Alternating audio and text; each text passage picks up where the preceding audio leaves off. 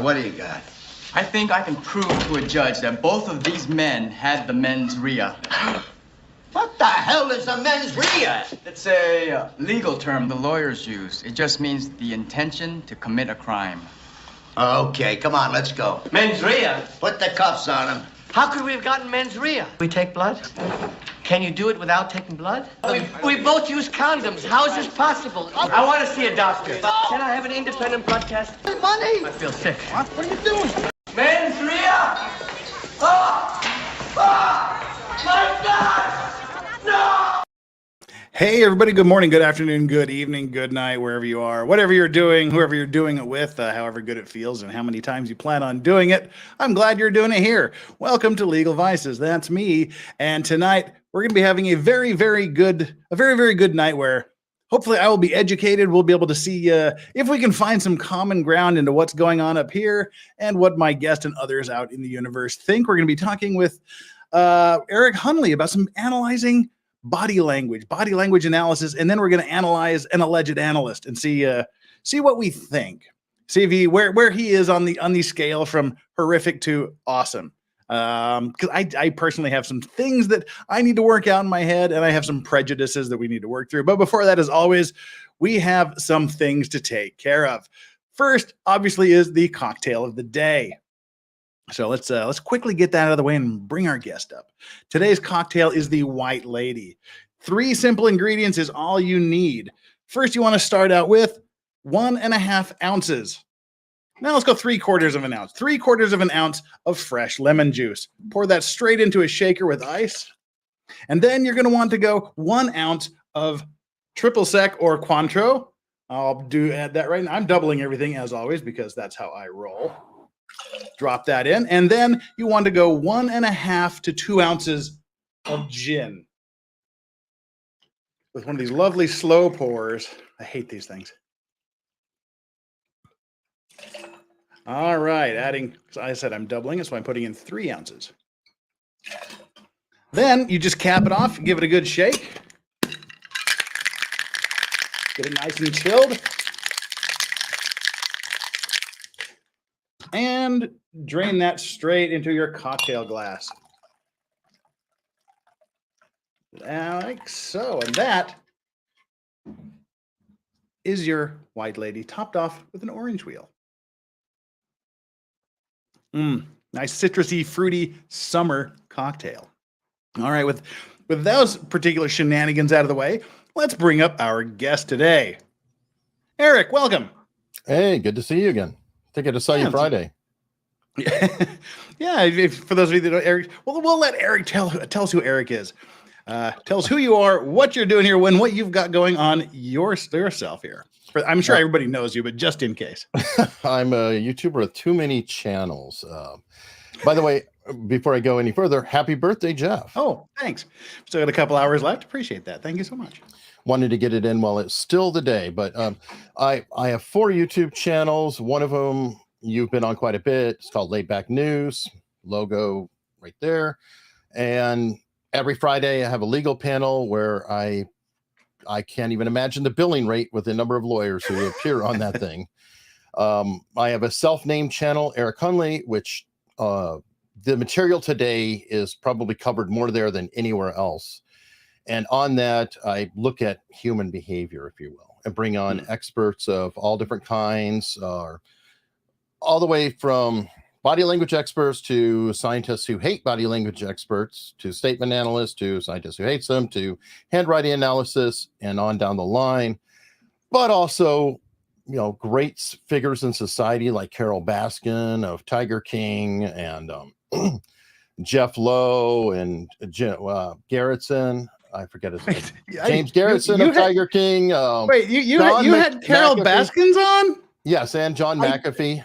I did not know that. Yeah, I interviewed John McAfee when he was on the run. Okay. You had Carol fucking Baskin on your show. That's great. Yeah, so that's this channel, Eric Hunley. I'd love if you guys check it out. It goes back and forth on it. Some of the body language, but there's a lot of interviews with some interesting people. Somebody claims who created QAnon. I've got HG Tudor, the well-known narcissist, on coming up today. and he's an interesting fellow. Always a fun time. I do not know about him. Who is he? He's out of England, and he has this really warm, broadcasty voice, but he never shows his face on camera, and is just a super, super popular narcissist from the stance that he is a narcissist. So he's telling you, as a narcissist, they're a narcissist. This is what they're doing. This is how they're manipulating. This is how you're doing. Well, blah, blah, blah. Which is useful. Inside scoop. Yeah. Yeah. Hey, the irony is I'm not even sure if he's a narcissist, though. It's one of those like. But it's not that a narcissist wouldn't show his face. Well, we talked about that, actually. So that's something. All right. I will tune in for that, definitely. Because that's a good question. Why wouldn't show his face if he's a narcissist? That sounds very interesting. And he really is. He is an interesting guy. Well, the last Friday stream, that's what led to us being here. We were talking, and I'd mentioned body language experts being one step above witchcraft. You took offense to that. Let's just say I don't think you had a contrary opinion. I don't think you said one step. I think you went all the way there. Did I say it was witchcraft? I think so. Well, one foot in, one foot out. I'll stick by the original. And by the way, everybody, we're friends, okay? We just disagreed. I mean, people in the chat like, why was Eric being such a dick to? It's like we have a disagreement. Okay, everybody's a dick to me. See, no, that's the thing. Is I mean, that's what I like about friends that are intelligent and able to communicate, because friends that have different opinions and are still friends are great things. Yeah, I mean, well, that's why I like hanging out with lawyers in general. Is most of the time you guys make a sport out of disagreement. Well, you do have to, I mean, quite literally plays devil's advocate at times, Which is true, yeah. But I mean, I don't want to have people on my show like, oh yes, oh yeah, absolutely, yeah, whatever you say, Jeff, whatever you say, that's boring. It's not interesting content, and it's preaching to the choir, and nobody likes that. So I do like opposing viewpoints, and I have a fairly strong viewpoint on this, and but listening to us go back and forth for the few minutes that we were discussing it, there probably is a lot more common ground than I thought. Mm-hmm. So, I mean, what got you interested in this field of body language analysis? I mean, as much as you want to talk about. No. I mean, I had a tough childhood, and one way you survive is by sensing if violence is going to occur or something is going to happen, and so that gets wired in. I was sick. Wasn't able to play with other kids, so I would spend most of my time either reading, hanging with the girls, and watching. And when you're watching people, you would notice patterns of behavior, and that's something I grew up with. Now, here's the weird part: I'm not claiming to be a body language expert. I know the material. I have an instinct about things, and it is definable, provable, things like that. But I don't claim it because that's just not my gig. I would rather talk to the people who do it. Mm-hmm. But I'm interested in human behavior as a whole. So it's not just body language. I'm interested in what makes people tick. Why would they do that? What's up with Carol Baskin? Why did she lose? What's up with Don Lewis? How do I get her to talk about this subject in an interview? So this is just an exploration about human behavior. I find that interesting. Well, I think that's sort of our first area of agreement. For some reason, and this is just at a gut instinct level, again, I can understand someone saying instinctually, I know that there's something off about this guy. Mm-hmm. As opposed to someone saying, I look at this particular body action, and therefore I conclude he's being dishonest, or he's telling the truth or whatnot. Because this is something I occasionally talk about on my unexplained streams. Mm-hmm. My family is very, very empathic, mm-hmm. and we were never taught not to trust our instincts. I think everybody has, like you were saying, this is how animals have survived from the dawn of time. Sure. By knowing when something bigger is going to eat them. knowing when there's danger, knowing how to get out of it, knowing what the signs are and how to protect themselves. And I think as humans have evolved, dude, don't just trust your head. Don't listen to your heart. There's no such thing as things that go bump in the night. Oh, you're not being watched by anything. Just use your eyes, use your brain, think logically about it. Mm-hmm. But my parents never taught me not to trust those gut feelings. Mm-hmm. He said, if you feel like you shouldn't do something, don't do it. If you feel like you should take another path, take the other path. Right. So I can respect someone who's instinctually, there's just something I don't like about this guy. Right. Now, here's the difference, I guess, and where I guess the disconnect might be. There are people who go further down and they say, why do I sense that about them? And they quantify actions or behaviors that are going on that are triggering their response. And again, some of these can be misinterpreted. And this is where the reason, this is why I call it an art and not a science personally, because they can be misinterpreted. If I'm standing there and I'm doing this, mm-hmm. a lot of people would say that I'm angry with you, Jeff, or I'm closed off. But the truth is, this is kind of a comfortable position and I'm just resting my damn arms. Or maybe I'm a little bit chilly. I don't know. But there are tells still with that, right? That is pretty casual. But if I'm going mm-hmm. like this, yeah, there's something going on, right? Don't know what it is, don't know why, but there's a little bit more to it. And we don't stop with just the one thing, or they don't stop with just the one thing. They look at all of the things. Like, mm-hmm. Are they crossed? Are they looking around? Are they, there's multiple behaviors. And when you add those behaviors up, again, the conclusion should be there's something going on. Not what is going on, just this bears looking further, because this behavior is a bit different than what's called a baseline. Mm-hmm. So they're sitting there talking, and you've had this before, right? You're sitting there talking to somebody, you're having a great conversation, you're like, yeah, and Billy and I went to oh, did you now? Like, what? Why the sudden, mm-hmm. Why the sudden shift? Now, we all have seen this. That is not a witchcraft, so to speak. Mm-hmm. That is something that is going on. Well, what are we seeing? It's a pattern interrupt in a baseline of behavior. Everything is going to it's congruency is what you call that. On. It's kind of like a rhythm, talking. Yeah. And there's something shifts, something's off. And I'm not the expert who can break down every single detail on that.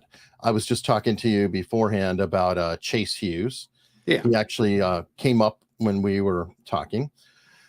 And I actually shared this not only with I'm sharing it now if you want to pull this up, but I also shared it with Albert Rea, who was the scientist. So this is the most extreme example I can think of. It's a behavioral table of elements. Now, if you look in here, all of these things are itemized in this chart, and it's so these are different behaviors. They are, and they mean good, bad, and you can see how he breaks it down. I mean, there's a book literally to go with this. So I'm not going to sit there and act like an expert. You could see the different types, though. That's a closed behavior. That's an open behavior. That's an aggressive type of behavior. And when you add these together, they come up with scores. And this is literally what Albert Rea was complaining about body language or statement analysis, is that how can you ascertain an actual score to say more likely, less likely, more likely, less likely? Well, here you go.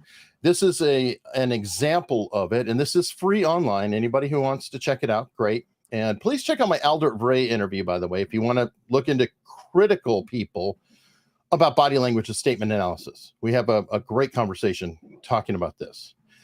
But again, this is an extreme example. Now, the Chase and them have the advantage that they try to look at the tape, so to speak. We don't always have tape to look at, but it is very helpful when you have somebody record it, because then you can fast forward, pause, go back, and then you can literally look at one part of their features, then another part of their features, and another part. Just something you can't do that easily in real life.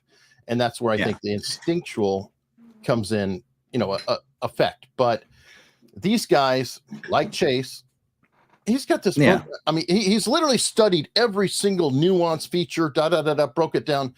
And when that's all you do and you track it forever and ever and ever, and by the way, I believe he has a PhD in neuroscience from Harvard.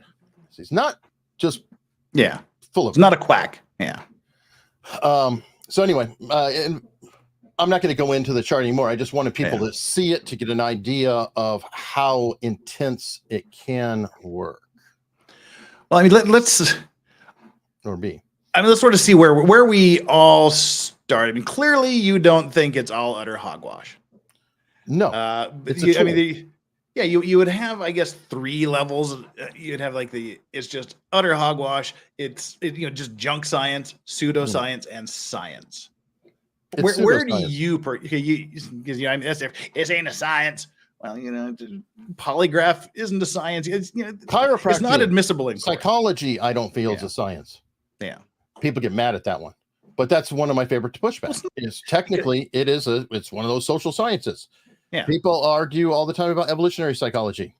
I think there's a lot of legitimate thought and content in evolutionary psychology, but I think it's a pseudoscience. Well, and I would agree with that. I mean, just to make a blanket statement, I think it's all witchcraft. That comment, I guess, was kind of limited to one aspect of body language analysis, which is that, the person did this, they looked up and to the left, that means they're lying, or they looked down and to the right, which means that I felt, and I'm already starting to kind of look at it a little differently. But we'll go on that because that's actually a debatable subject, even within the community. That's called eye accessing cues, and it came out of NLP. Oh my gosh! Can I interrupt you for just one quick second? I have missed 3 super chats, that one of which, all 3 of which need to be addressed immediately. It's me, Josie81 says, "Happy birthday to Jeff and Zach." Zach? It's not Zach's birthday, is it? ZACHARIAH Anderson? Seriously? Whoa, that would be weird. But thank you so much for that. And Whoopi Fox, birthday. Woo! Hope it was a good one. It's been pretty darn good. Went to a U.S. consulate event and just kind of ate a bunch of hamburgers and hot dogs and drank a lot of wine. So it was awfully good. And Sebastian Muller dropping a big red one. Big serious chat with the Danish krona, 2,000 Danish krona, which is $292. Oh, damn. Yeah. Wow. Did you mean to put an extra 0 on there? I mean, because if you didn't mean to do that, please, let me know and we'll work it out. But if you did mean to do that, oh my God, thank you so much. And I owe you a cheers for that, but I don't have another glass, so I'll just have to use my measuring glass here. All right. Well, Solomon's in the chat, by the way, so he can confirm if it's Zach's birthday. Yeah, we got this happy birthday, Jeff and Zach. What's that, Solomon? Is it? Cheers. Cheers, Sebastian. Oh, it still had a lot of lemon juice left in it. Ooh. Thank you so much for that, Sebastian. That's an awesome, amazing birthday gift. I deeply, deeply appreciate that. And it is Zach's birthday. Seriously. July 5th. There you go. That's weird. And he's 40. He's exactly 10 years younger than me, like to the day. That's wild. Spooky. See, this is weird stuff that I can get behind more than I can get behind like body language analysis. Like because this is how I function. Like you said, I could have had a better upbringing as well. And like you said, you have one chance to duck the belt. Mm-hmm. You have one chance to avoid something being thrown at you. And so you've got to know what the warning signs are. You got to know when it's coming. You also need to know how to present to yourself so that way you can deceive. Oh, yeah. Well, that's where I think, when I think by valid body language in my view of the world, is using my body language to try to influence others. Mm-hmm. There's no doubt in my mind that's a thing. We have our power postures and whatnot. Why does it work? Because you're projecting a specific message that is interpreted through nature that has been throughout time. Well, you are going to do that in subconsciously, because there are some things, quite literally, there are deception indicators like pupil dilation, right? And they have machines out there, okay, that you sit there and you get questioned. You can't help your pupil dilation. It's nearly impossible to control that, but it damn sure is a tell. It damn sure is a tell. And there's things like that. But the eye accessing cues, going back to that comes out of NLP. It is controversial even within body language. Greg Hartley is very big on that. And as he put it, I think the problem is it's been misdiagnosed. They like to say that up to the left is always this, up to the right is always that, up to or down to the left is always this. The truth is that we all tend to look a particular direction when we are thinking or creating or calculating or remembering, but they're all different. Most people, I think, go one way or another, the right-handed, left-handed, but first you have to baseline. The baseline is such a critical element. It's incredible. And what is happening with the ones who are doing it responsibly is they are literally finding out in a normal conversation when I'm like, where were you last year, Jeff, on your birthday? It's probably drinking. Right. But if you had to think about it, over time, I would see you probably go, right? Or, but then if I said, and give you a math equation, you might be going, and looking another direction. I don't know what those directions are. Yeah. And I highly encourage everybody to check out the behavior panel on my show. They actually did me. And it was incredibly uncomfortable when they just were asking me questions, left, right, memory, this and that. And they're all like, yep, okay, so you're doing that, you're doing that, you're doing that. And it's very weird. But again, it's deviations from the baseline. So if again, we're talking, and suddenly every time I remember something, I look up to the left every time, right, through the conversation. And then I say, well, what happened next? And I go, that's interesting. Why did I deviate? Well, and I think you just said something very, very important. Baseline. Yes.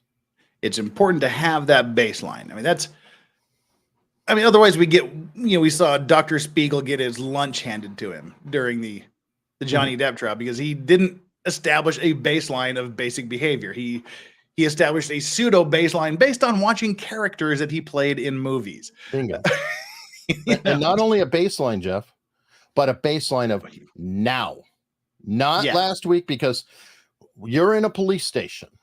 You're in a stressful circumstance. You're hearing things about you that may offend you or bother you so much that your heart rate is up, your fight or flight mode is really tweaked. So that's very important too. It's not just a baseline of, how you are chilling out at Starbucks in the morning, and then you come in the police station. I'm like, well, you're acting very differently, Jeff. You're like, well, I'm in the freaking police station in a room. So you've got to do the baseline circumstantially where you are. I can see that because I've always had high or borderline high blood pressure my entire life. And I can take my blood pressure, and I've done it several times, take my blood pressure in the morning before going to the hospital to get a checkup. Perfectly normal within all normal parameters. I go to the hospital, they hook me up to the blood pressure machine, and it's high. And they're like, you have high blood pressure. Because I'm in a freaking hospital getting things pumped and squeezed on my arm, and you're going to tell me I have heart problems, and it's a little bit stressful here. Exactly. So that's kind of what you're talking about. Yes. Yes. And so anybody who's looking at you can't judge your behavior in the morning and use that as the baseline. They have to use your behavior right then in the hospital in that span of time. Otherwise, now it's quackery. Now it is closer to witchcraft. Now we're just projecting what we want to see on that. That's wrong. You're saying the baseline would have to be the baseline for that day in those conditions. Yes. Okay. So I watched a video of this guy talking for a while, and now under this new situation, he's acting differently. So therefore he's being dishonest or cagey. Correct. Now you are going to want to know how they generally are. Yeah. But you still have to get a baseline of that. And this is really important too, because I don't know the right term, but it's like other conditions that people have that are deviation, spectrum or whatever. Different people act different ways. So you have to kind of look at their baseline. And again, circumstances. I'm going to give you a story. Joe Navarro tells us, which I think is a great story. He called in a witness. He's an FBI agent, and called in this witness, this woman who was working in an office, right? There's some chicanery going on in the office. Something was happening. And he called her in. She's just like somebody working there, though, some clerk, secretary, something. And he just wanted to, general questioning. Hey, what did you see? Nothing about the woman was bad. He didn't suspect her of anything. Just somebody working there. Mm-hmm. And she comes up to the office and she's just lighting up everything. Just like, holy God, she's acting deceptive in every way. Just really cagey, scary, just nervous, rattled, and all that. And finally he goes, why are you so nervous? And she said, I don't know if I have enough time on the parking meter. It was like she didn't have enough change on her, and there was a time limit. And so she's sitting there flipping out, worrying about the parking meter. And he's like, oh. So again, she was displaying all the behaviors. That was a completely legitimate observation on his part. But he has to diagnose it correctly.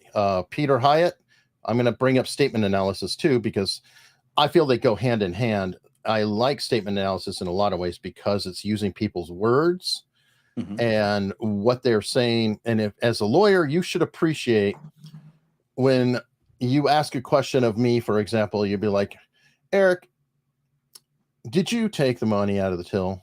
And I answer, Jeff, I would never do that. And how dare you? How dare you think I would? Well, I never said I didn't, did I? True. How dare you? Perfect. But which didn't seem legitimate to me. Yeah. All right. Well, so would you be suggesting that I may be processing to some degree that type of body language and not being aware of it? Because I always say, and it's something that people have said from the dawn of time, is truth has a ring to it. People generally know when they're being lied to. Would you say that I'm processing things maybe on a subconscious level? Sure. A lot of things. Here's the funny part. I always like to see how pets react to strangers. Yeah. Why? Well, there's no filter. And children have it too until we train it out of them. Yes.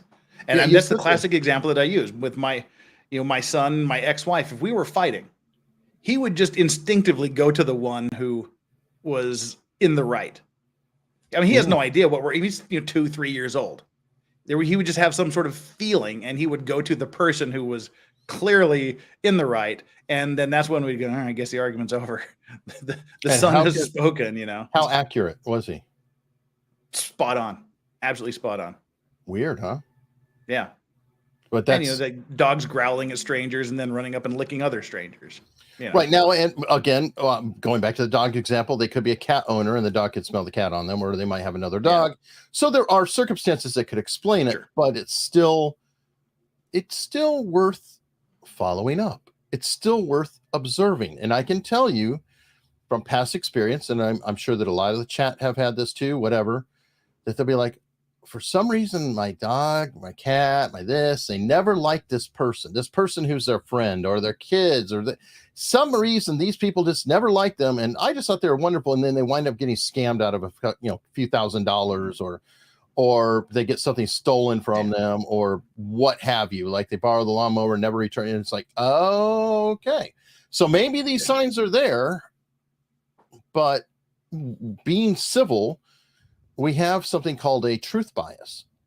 And that is definitely, we just take what you say at face value. Okay, you told me this. So I'm not going to argue against everybody I meet. Malcolm Gladwell wrote about this very well in his book. I believe it's Talking to Strangers, about Amanda Knox and the whole thing of somebody who doesn't have that truth bias can be very unpleasant. If you have to prove every freaking thing that you want to say to somebody, well, you don't even talk to them. It gets tired very, very quickly. You get very, very tiring. Yeah. And, I tend to be too far into I believe everything everybody says until they prove otherwise. which kind of sets me up a lot. And so there's like the skeptical side, and then there's the I'll assume them, but just kind of keep my eyes and ears open. Which I think that's one of the tells we were talking about was you said language choice. For me, one of the things is when people start using words and language that they never used before. Yeah, deviation. Like you're saying, did you do this? No, I didn't do that. Or did you do this? Well, you're just sort of obfuscating the Ressa Havrif with the ramifications of the dude. You're just making shit up. And at that point is when I start to not believe. I said when they, I guess the deviation that you're saying is from the normal vocabulary into trying to sound better and more reasonable than they're usually capable of, or just the complexity. Like if I ask you a question, yeah, no. So first, like if you're asking me, did you do blah blah blah? No, I don't have any more to do it. I'm saying no. But if I start flowing it out and don't go right to no, I go to other things like, how can you ask me that? Well, I just did. It's yes or no question. What do you mean? How can I asked you? So that's part of it. Again, that's in the statement analysis arena, but they're kind of tied together. Yeah. You'll see a lot of overlap. Well, that is one that a lot. Well, I talked about how I personally strongly believe that we can use our body language to influence others. But then there's also the interrogation techniques, the police and whatnot use, where they do things like that. Like someone was just mentioning in chat, over-explaining things is genuinely a sign that there's something to be explored there. Why are they talking so much when, as you said, a yes or no would be enough? Yeah. And then there's other tactics too that the cops use that are fun, like having the chair a little shorter, having it glued to the floor is a good one. Cold room, hot room, there's a lot of. I'm afraid when I interview crewmen for shipping accidents and ship collisions and things, I find over specificity to be very, very specific, very, very suspicious. Yes. You're saying, okay, what time did you do this? Well, it's like 9:41 a.m. I did this.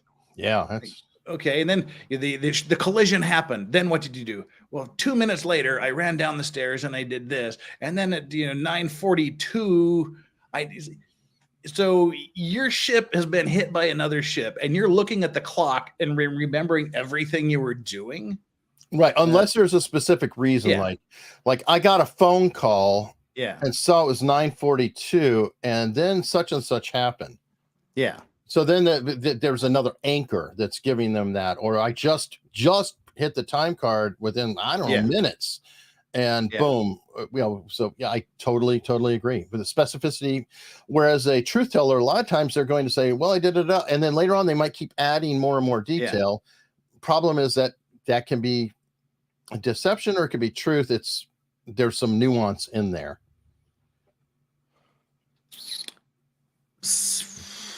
I think you have a super chat in there we've got a couple if you don't mind real quick here. No, man. I don't want to leave people hanging too much. First of all, we've got a couple of monthly. I wish StreamYard would put these monthly chat things up as well. Yeah, so hard to see. Feral Housewife is the newest member of the Clean and Sober crew. Thank you so much for joining. Sebastian Muller, who dropped the big giant mega super chat, is celebrating 3 months as the Legal Vices Fallen Angels level. Dang, thank you so much for that. Says late, happy birthday, Jeff. And Joseph DiMartino, welcome to the Clean and Sober crew. And Chaos Coordinator gifted 20 Legal Vices memberships. If you were one of those lucky 20, please give him a super shout out. And Wolfram started the day with 5 Legal Vices memberships, gifting them out to you guys. So give those guys a big super thanks. In honor of Zach's 43rd birthday, we are donating 43 to his Give, Send, Go. Post the link. Solomon, you're in the chat. Yeah, people, mods, can you post that link, mods, to the Give, Send, Go? Thank you so much, mods. Viking Vet, $20. This always fascinates me. It reminds me of the show Lie to Me. It was the reason I started to focus on psych in college. Went in hoping to protect myself and see it coming after being jumped and almost killed. By the way, there's an irony with Lie to Me, and part of what you would love hearing. They did studies on people who regularly watch Lie to Me and Mentalist and other programs, and it was a pretty big study, and they found out that the more people watched them, the worse they performed on doing analysis. Well, that's an interesting thing. Remind me to talk about that here in just a quick second. Remind me to talk about mentalists. Jen RN, Lou did a rebuttal video to Dr. G called UK Psychologist Defends Zachariah Anderson Against US Psychologist Quack Video. And that's the one we're going to be reviewing here in a minute. Well, that's good. She sent me a tweet, said to review it. I didn't want to see her video before I reacted, but I'll go and watch it and see, because I didn't want to have my thoughts sort of, because I to be fair, it's a very short video, 13 minutes. I've never gotten past 7 minutes without blowing a gasket. So I just kind of wanted to do things at a real level here. Okay, there's your Joseph DiMartino. There is your little banner for being the newest member and chaos coordinator with the 50 pounds. Happy birthday, Jeff. Let your liver be strong. Let your liquor never end. Let your streams flows with all boomer things you do. Let's get you to 100,000 subs and above. Have a fantastic day /week/year/life. Jeff, thank you so much, Chaos Coordinator. That is deeply, deeply appreciated. And Lonely Kakapo is someone who installs electronic monitoring systems on people who don't want you to be there. A lot of the time, you can absolutely influence situations with your body language. Sure. Among other things, of course. Also, happy birthday. Yeah. Thank you so much. And Viking Vet. Another aspect many people forget is that this is an analysis of consequence, not analysis of intent. You're analyzing the effects of the action to try narrowing down what the action itself was. Is half of the equation. Yeah, I can see that. Well, again, I can see it, yeah. It's a tool. It's not admissible in court, and it just helps people to say, maybe we should talk to this person a little bit more. You mentioned you investigated different disasters or ship things or whatever, right? Well, tell me that you wouldn't say, okay, there's something about this guy saying this. It's a weird behavior. He's over specific, like we just discussed. And you go, yeah, let's talk to him some more. Or you might say, I want to call him back. Or let me call these other two people. Hey, did you see such and such there? So the behavior of the person is helping you to possibly get closer to the truth. You can't say necessarily why they were over specific or what was going on. Only something is triggering you. Well, Solomon said there are research projects that break down microexpressions as an indication of successful marriages. They can predict the success or failure in the 90th percentile. Especially the failure. And it's something called contempt. If you ever see on the camera contempt, no, that is the death. And Solomon is correct. The micro expressions, again, though, you got to have it on film, because you can't just sit there catching them unless that's all you do. Then, yeah, maybe you'll see them. As Alcura says, reminds me of the Voight-Kampff test in Blade Runner. I don't know what that is. You haven't seen Blade Runner? I've never made it through. You think you struggle with that, but I've fallen asleep on Blade Runner so many times. It's the most boring wreck ever. Wow. Sorry. I almost want to kick you off this different. Wow. It was nice seeing you. All right. Well, difference of opinion. I mean, yours is clearly wrong, but okay. Well, you're the one drinking. Now I'm going to have to drink more on that after that last comment. Now the Voight-Kampff test, it's a test that they use to check the replicants to see if they're human or not by testing their instinctive emotional responses because their pupil dilations and things couldn't function exactly at the level of humans. So they just read questions like you're looking for uncanny valley, right? Yeah, you're walking through the desert. You find a tortoise laying on his back. What do you do? That kind of thing to test their instinctual reflexes at the pupil level. But anyway, I think that's kind of the same there. I agree with that. That's it seems like that, but they do that Voight-Kampff test for a reason, because the pupils are one of the few things that we literally have no control over. Mm-hmm. But there are other things we don't have control over. Salivation. That's why this kind of, the self-grooming behaviors and stuff. Well, that's salivatory glands. Not everybody has it, but some people, or skin flush. Some people, they can never play poker because they flush. And how do you control it? You can't control your skin flush because it's a natural thing. Fortunately, most people don't do that, but there are some who do, and on and on. Well, I want to talk about mentalists here just very quickly because I want to get into this. You've got 90 minutes at most, and I want to get into this in just the next few minutes. The video. Yeah. I like mentalists. The true mentalists who are the showmen who will say, Eric, I am going to influence you to do this, and you're going to say, yeah, no, I'm not, and then you end up being their bitch by the end of the day. Yes, and you're like wondering, is my friend. How did that happen? Yeah, Spidey, my friend, behavioral arts. That's what he does. Professionally. And I love that. I mean, that's why I say it's clearly we are able to influence others with our body language. I mean, I've been to because I love going to like the mentalist things. I've had someone say, I am going to force you to take the ace of spades from this spread out deck. And I don't know if it's because the harder I try, the more they focus me there, but I distinctly try not to do it. And they end up with the ace of spades in my hand. Right. Because and I hate that. What I love is Spidey is so absolutely ethical. And by the way, he does body language. It's a combination of magicianship, but it's focused in one direction. He didn't make you do anything. He just made sure that card was where you reached. And that, so we don't know exactly how, and he has broke down some tricks, and it's like, oh, it's amazing when you look at the mechanics involved to do it. But I totally love that. And he's absolutely open about that. Like, this is a show. I'm here to scam you. Darren Brown, brilliant. I agree with you, Viking Vet. Darren Brown's amazing. And I mean, then on the other hand, you get the Long Island mediums. Is there anybody with the letter E in their name in the audience? Talking to a group of like 60-year-old women. Somebody's got back pains. Every person in the room has back pains. Somebody's mother died. Everybody in the room's mother is dead. Was anybody Mabel in the room? Or, know, do any of you Italians in the audience have anybody named Giuseppe that died? Come on. True. But then you get the mentalists to go, all right, that's all crap, and I'm going to do the same thing, but you're going to know it's crap, and it's still going to freak you out. I love that. So I love that part of behaviorism. So I can concede that as I might even go as far as a science with that. I mean, they are responding to natural human. Yeah. The ability to read other people.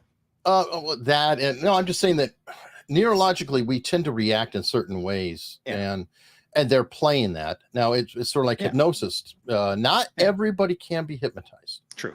But more can than you realize. And ironically, the people who say they can't are often the easiest. Right. And that's fun too, because Chase does hypnosis as well as Spidey. They both do that. And they enjoy the really, quote, strong-minded people because they're decisive.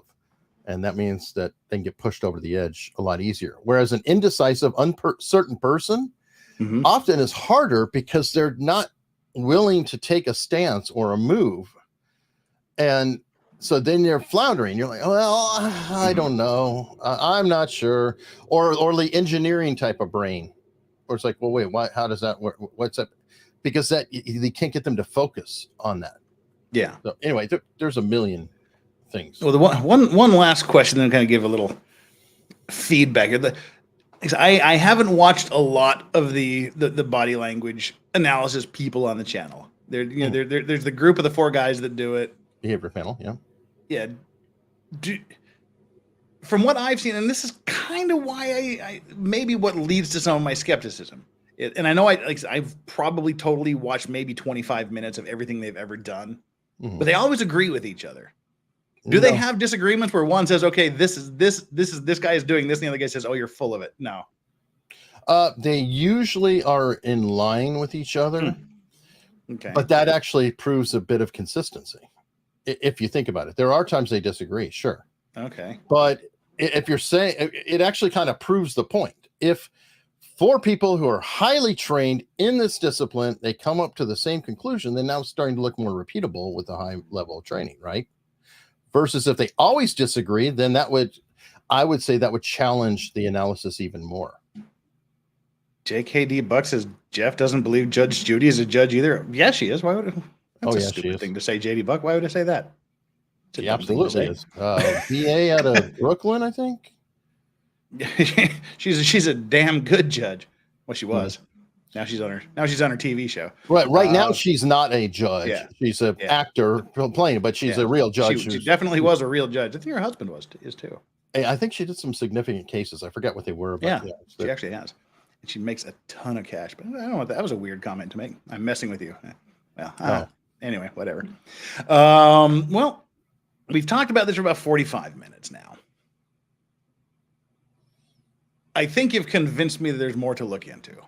Which is fair. I mean, I don't expect to change anybody's mind. I'm just saying don't write anything off completely. Yeah, no, we're not going to solve all of my issues and concerns in 45 minutes. But you have convinced me that I may be judging it too harshly.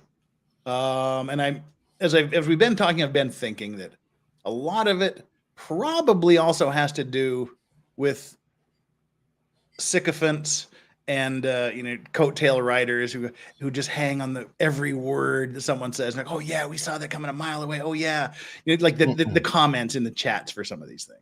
Sure. Like, oh come on, blindly following this. Someone who's being blindly followed makes me not want to follow that person, sort of at an instinctual level. So that might have something to do with it. But sure, I'm willing to concede some ground right now as a result of this. I've already said that I've always believed in using our body language to influence others, and using the interrogation techniques and reading responses to a certain extent. The higher functioning, like when you get up into the detail, like I said, the looks, the postures. I'm kind of fascinated by that table of elements. I'll send it to you. I'll send it to you later. I mean, it, like I said, it's just a higher level function. Obviously. Chase, I think he created that in 2016 or something like that. Well, I like how you said it's a scale. It's a point system essentially, rather than he did that. We know what that means, don't we? He did that. Right, and he uses an example all the time of Bill Clinton when he lied about Monica Lewinsky. You broke it down against the elements. He did this, and the score is like a 17. I think you need 11 to be considered. That might be deception. And Clinton was like off the charts, which, by the way, was proven absolutely that he was lying. that is true.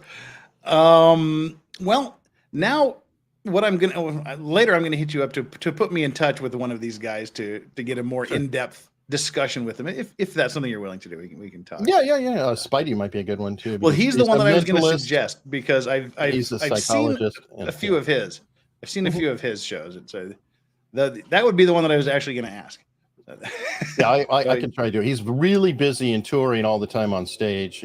He's on Netflix. I mean, people don't realize how big Spidey actually is, but good guy, very humble, and I think that you'll probably walk away with a completely different opinion.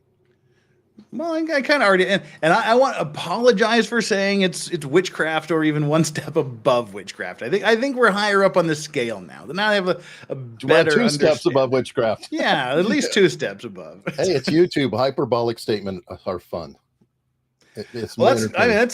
That wasn't a hyperbolic statement of that, but that's kind of exactly how I felt. but you've talked me off that particular cliff, and I'm willing to allow a discussion on it and give it some. It's not like a flat earth thing where that's I don't even like to talk to flat earthers because it frankly wastes my oxygen, and it's never going to convince me the earth is flat. This isn't in that realm of conversation. Right. I'm willing to concede this ground, and it's thank you for the edumacation here. Sure, man. It's fun to talk. If Darren Brown, best mentalist ever, fight me. That was one you were agreeing to earlier.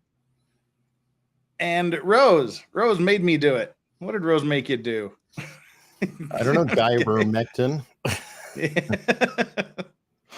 All right. Well, now what I want to do is shift this here for the last little bit, and if you don't mind, what we do, and we should have done it a little bit earlier, was we usually. Oh, never mind. I was gonna say we usually turn the dog cam on, but the dogs have wandered off. They just wandered off just as I was saying that. If they come back in, we'll just flip the dog camera on, keep it down the bottom corner. People like to see the dogs. If you're cool with it, I don't want to interrupt things with the dogs. Oh, sure. People like the dogs more than they like me. All right, let's let's bring this up. And first of all, who is this guy? This guy calls himself Dr. G. Explains. Right. And I was not familiar with him. You actually mentioned it. I am concerned, though. I watched like just 1 minute of it, and I don't even think it was a start. I think it was a timestamp you sent or something. But he's supposedly a doctor in psychology, and I can't help but wonder from what I heard if he's not breaking the Goldwater rule. No, we're going to get there. He does that in 90 seconds. Okay. So, in the first 90 seconds, he does that. All right. Well, then we'll watch and we'll talk about that, because that to me is kind of a red flag. It's a problem. Yeah. His description is: welcome to Dr. G's YouTube channel, your premier destination for true crime analysis, in-depth explanations of high-profile crime cases, and a comprehensive source of information on psychology. He's a seasoned clinical and forensic psychologist, extensive experience from thousands of forensic evaluations, the intricacies of true crime. He delves into high-profile cases, dissects them from psychological viewpoints. He doesn't, in his description, call himself a body language analysis expert. But if you go to his homepage, his first thing is body language Q&A, body language course announcement. Mm-hmm. Dr. G's forensic body language course, limited time offer, up to 75% off. And all of his videos are hidden body language of a liar, hidden body language, more hidden body language, risks and grandiosity of the Titan disaster. Yeah, so every one of his videos deals with body language analysis, essentially. Well, nearly everyone, a huge portion of them. I wish I had his views. Yeah, those are big views. Yeah, but he's only got 51,000 subscribers. And he gets an F ton of views. So I don't know what that means. If there's any correlation, that's a very healthy channel. If you have a high percentage of views versus subscribers, well, like you do, you got a very healthy channel. But that's I don't have 500,000 views on anything. Right. Well, he's about to blow up. He's doing very well. Yeah. Well, we'll see. I've only been able to listen to 7 minutes of this, and let me get rid of this screen here and bring up the video in question today. Where are we at here? The video in question is present, share screen. Watch live. Obsessed ex-boyfriend sentencing. This is This is Law and Crime and their sensational headline. And this was my sensational headline. I just copied it on the day one of the trial. I put this in: obsessed ex-boyfriend murder trial on my thumbnail. By the end of the first day, I thought, wow. I mean, it was the end of the first day, and that was the prosecution talking. I said, I need to get rid of the word obsessed and put in alleged murderer in front. That's how bad it went in day one of the trial. I just, all right, this is not playing fair. That we're gonna look at this for a reason. And Solomon, if you haven't seen this, you may want to take a couple of extra blood pressure pills going into this. Let's see, where are we at here? We'll stop that screen for a minute and bring up his video, because I object to even just the beginning of his video. There we go. And I personally. I'll explain it here in a second. Let's just watch his introduction. Here, I'm a licensed clinical psychologist and body language expert, and today we're going to be analyzing ZACHARIAH Anderson. ZACHARIAH Anderson was recently found guilty of murdering his ex-girlfriend's current boyfriend, Rosalio Gutierrez. Even now, the body still hasn't been recovered. What we're going to be looking at today is ZACHARIAH Anderson's reaction to the victim impact statements, as well as the judge's sentencing. Before we get started, I do want to remind you to like and subscribe if you want to see more content just like this. Wait to see if you really want to do So the first thing you can see is he's got a smile on his face. But I want you to keep in mind, that's not a smile of actually feeling happy. That's attempting to look happy. That's attempting to look confident and cocky.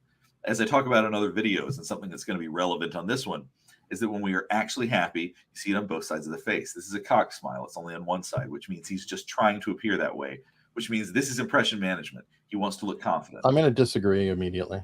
Oh, I horrifically disagree with that. Why do you disagree with that? Well, one, it's not a smile.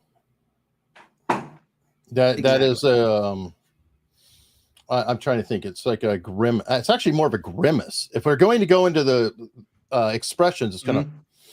Well, yeah. What's going? It's not contempt, which would be an odd thing, but it's a down bit. There's no Duchenne. Let me show you what I think here is going on, and see what you think about my analysis. He is being absolutely dishonest, starting that video where he started it. Oh, it's a terrible expression. The guy looks. Yeah, which is where the dishonesty comes from. A lot of people would want to punch the guy in that picture. And my thumbnail has this picture for a reason. This does not represent what he looks like for the entire video. Right. That is not his best picture. Now let's go back to this law and crime thing where it starts out. And I mean, I think that's the important thing to look at. And this is why I hated the guy from minute. And if you ever watch this, Dr. G, I would be happy to have you come on here and try to explain yourself. Because I would definitely love to have a conversation with you about it. Let's bring up the law and crime screen here real quick. That's not the right one, is it? Dang it. Let's bring up the law and crime thing here. Use this tab. Yeah. There we go. Let's go back to when he entered the courtroom. See this? This is not what he was doing. Let's watch him walk into the courtroom. And Solomon can correct me if I'm wrong on the exact details. They're gonna open this up here in just a second. Open up the door, dudes. Open up the door, dudes. Fast forward here. All right, here we go. Getting ready to open up the doors. Oh, too fast. Damn it. Just let it play and we'll get there faster than me screwing around with it, right? All right, so he's being brought into the courtroom here. And I know if I fast forward 5 seconds, we'll miss it. So bear with me here real quick while we just kind of wait. All right. I'm going to take a risk and go ahead 5 seconds. Okay. 5 more seconds. I should have had this time stamped. I'm a failure. Hold up. Sometimes when you do the 5 seconds, it doesn't catch up on the screen. So that's where you go over. That's why I'm trying to be slower about it this time. All right. Yeah, see, good thing I didn't just sit here and wait. What he's seeing here, and if I remember what Solomon was saying, his entire family is sitting there, some he hasn't seen in person for 3 years. He's clearly smiling at his family here. And watch his hands. He gives them the I love you sign. Yep. And he's smiling at his family and his daughter and everybody that's sitting there in the courtroom. That is a genuine smile. That's the smile right there, the Duchenne. And the guy hit all that. That's a smile. And see, I find myself doing this too. When I smile and I see friendly people, I tend to get into like a half smirk kind of thing. I'll smile and then I'm, at the end of the smile, I'll kind of do like a half. I was thinking about it. I kind of do a half face smile when I finish smiling too. But just to start his video here saying this is a smirk, that totally negates the fact he's just completing a smile and flashing an I love you sign to his family, some of whom he hasn't seen in 3 years. I totally agree. And by the way, a lot of context in video, you can take still frames and make them mean many, many things. So you have to be careful with that. Yeah, and the fact that he did this, that he started his video right where he did, I think is incredibly unethical and dishonest. Yeah. Just to start it out with this is a smirk. This is him doing a power thing. It's him finishing his smile from his family, seeing his family there.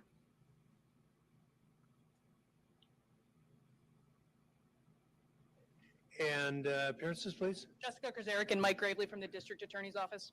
I need to bump the volume up here a bit. All right, now he's already looking at his attorney. You're going to see this a lot. And if you've watched the trial, you've seen this before. The dynamic between him and his attorney is a little bit odd, and we're going to talk more about that as we go. Good afternoon, Your Honor. Attorney Nicole Muller appearing for and with the defendant, Mr. Zach. On this channel, I talk about all sorts of different kinds of psychopaths and the kind of See, that's as far as right there. Right there. He's already done it. Go ahead.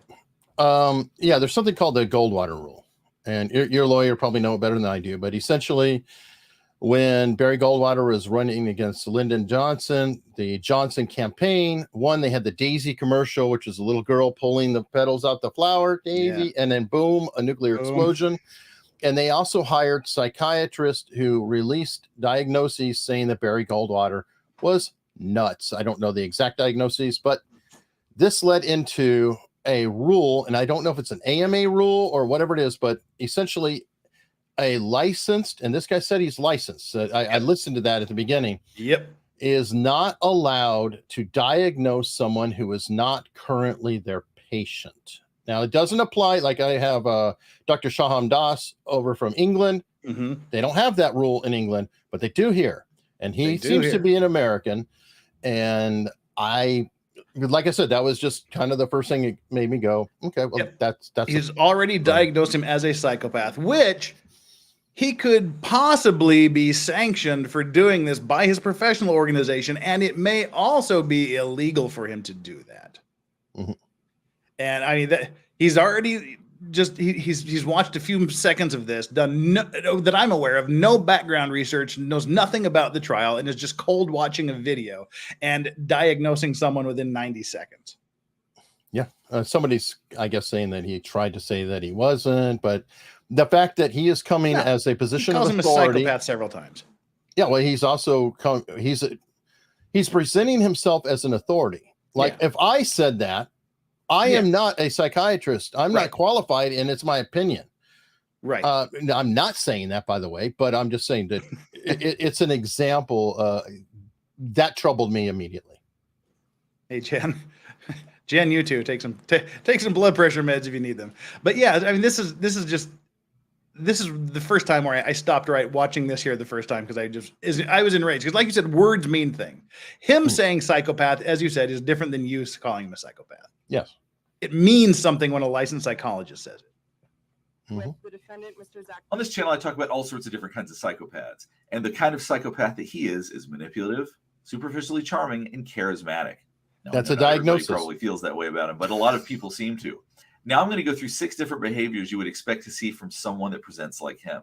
One is nonchalance. You're going to expect to see him be calm and composed oftentimes, even showing. Is he supposed to be hysterical in the court? He's had 3 years to think about what he's going to say. A lack of emotion, or certainly a lack of remorse at times. He may. I don't know that he is nonchalant though. Or bored. Yeah. Manipulative charm is another one that we see. He says this a lot. We're going to see him do that with his attorney, the way he looks at her, the way he stares at her. I think that there is certainly a level of that with the way that he talks about himself, as we're going to see when he talks about his. Go ahead and pause. Manipulative. Using that angle, you might as well lock up all children, because that is a function. If you have somebody who is helping you, you are going to try to make yourself as pleasant as humanly possible. So they want to continue to help you. So they'll work a little bit extra. She's got a lot of cases here. What I want to make sure that she's really focused on mine, because I'm terrified I'm going to get locked up. So I probably will try to be as cooperative and friendly and thankful and all these things, which can be seen as a manipulation. It can be seen as a manipulative charm, but it's not necessarily evil. Yes, Solomon is saying he looks unhappy about something here. Yes, he does. Yeah, I mean, at that point. And also, I do think the way he said the way he looks as attorney is odd. Oh, he's going to talk about sexualizing this in just a minute. Well, what I saw when he first looked at the attorney was kind of a, "Are you ready?" expression. Are you ready to go? That's what it felt like. And I'm not going to break it out further than that, but it felt like I'm uncertain. I hope she's ready. Are you ready? Are you good to go?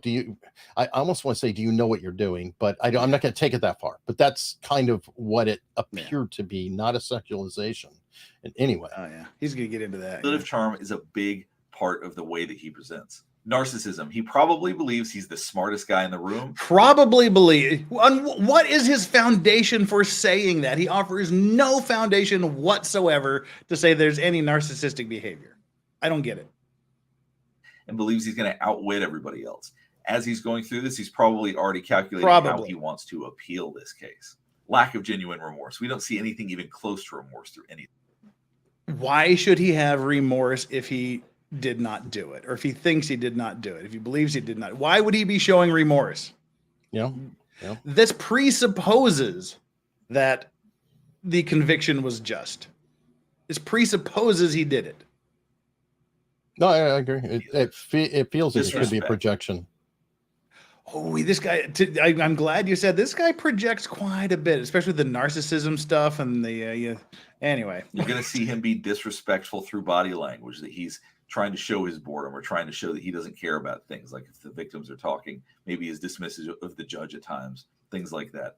Lastly, he is calculating. He is paying attention to people's reactions. He is thinking about his next move at any given time. Who doesn't? Ridicule him or anything like that. It's limited to making remarks to me as to what you think should happen. And there are no restraints in terms of what in. Now, I'm curious how much you just picked up on of the different behaviors I just described. We're going to go back and we're going to review it second by second, but there was a whole lot in that little interaction that goes to show how manipulative he actually is. All right, let's go back. So even something as simple as trying to hand her papers, he's going to try to turn into a moment. Watch all of this very closely. Oh, for fuck's sakes. Condemn him or ridicule. So he looks I at would her. pause for a second. I would actually argue it could be said that Dr. G is turning it into a moment, Oh, he is. because I'm sitting here looking at it, and we got such a narrow focus of time. It's very, very difficult, and I don't feel like his actions are toward his attorney. They're about the contents of these papers. Like, do you see what is I'm not sure, but I don't feel like the reactions between them is kind of like, hey, check this thing out here, is kind of what I get. But again, it's such a narrow period of time. I could be completely wrong too. It's really, really hard. I'm glad you, because I'm glad you're not the only one. This is one thing I picked up huge onto. This, he's projecting, and he's the one that's making it all sexy and narcissistic and doing. And this whole thing is like he just said, let's analyze him handing a piece of paper to his lawyer. First, he looks at his lawyer. Now, I look at people before I hand them things. If I was just sitting there and I just handed a piece of paper, that would be freaking rude and narcissistic and manipulative. If I didn't look at them and just said, here, take this. True. So, I mean, what's he supposed to do? He also is going to want to draw focus to, why am I handing? I can't talk out loud. Yeah. I can't say anything out loud. So yeah, I'm handing you this Jack Ruby card, Jeff. Okay. And when I hand it to you, we're together. I'm going, now I'm kind of quietly doing it, sotto voce, but I'm looking up. You need to up here. Sure. So I'm, with my eyes, I'm telling you, look at this part. Do you got that? Now, then I'm going to get a confirmation glance. Are you seeing? You see? Okay. Right. You see what we're saying? And again, I could be completely wrong, but that to me is logical and flows in that micro. Yeah. Dr. G thinks you're missing the point. Apparently. Looks at her chest. He looks at her chest. Dr. G's looking at her chest, probably. Yeah. Watch all of this very closely. Condemn him or ridicule So he looks at her. him. That's looking at the desk to me. But hey, I'll give him, even if she's got a chest, even if he's looking at it, he hasn't been that close to a woman's chest in 3 years. Give the guy a little slack, It's not like he's ogling and staring. If it was a chest glance, it was a chest glance. But to me, it looks like. How long did he look? Looks at her chest. He paused it like instantaneously. Or anything like that. See, I don't know. It was a glance down, whatever. Then tries to act nonchalant and cool. It's limited to making remarks to me as to what you think should happen. And there are no restraints in terms of what. And then gives her a smile. All of this is meant to be flirtatious. It's meant to be seductive. Just to be clear, I'm not saying that his attempts at flirting or his attempts at seduction are working, but here are the reasons. Oh, that is so stupid.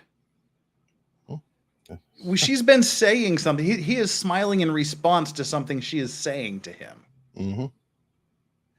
And I would guess it'd be like, don't worry about it. We got it covered. Relax, calm, stiff upper lip. give it a good shot, you know, something like that. This he's flirting with her. I don't know. Anything to add to that, Eric? I don't think there's enough there to, you know, I think I broke down what I saw, which it wasn't much, but, you know, again, and that could be wrong. It's pretty narrow. That he would try to do something like this. One is control and manipulation.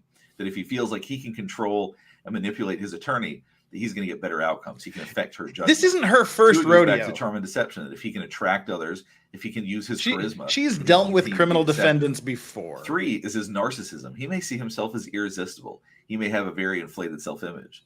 And see, every time he talks about narcissism, he's brought to this possibly, maybe this is what's happening. Maybe this is what he's thinking. How do you know what this guy is thinking?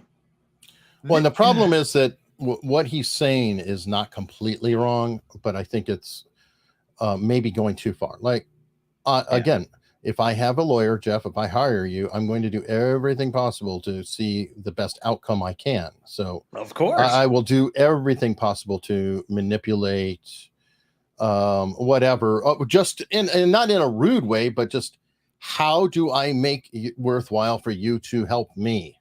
That's not necessarily a psychopathic thing.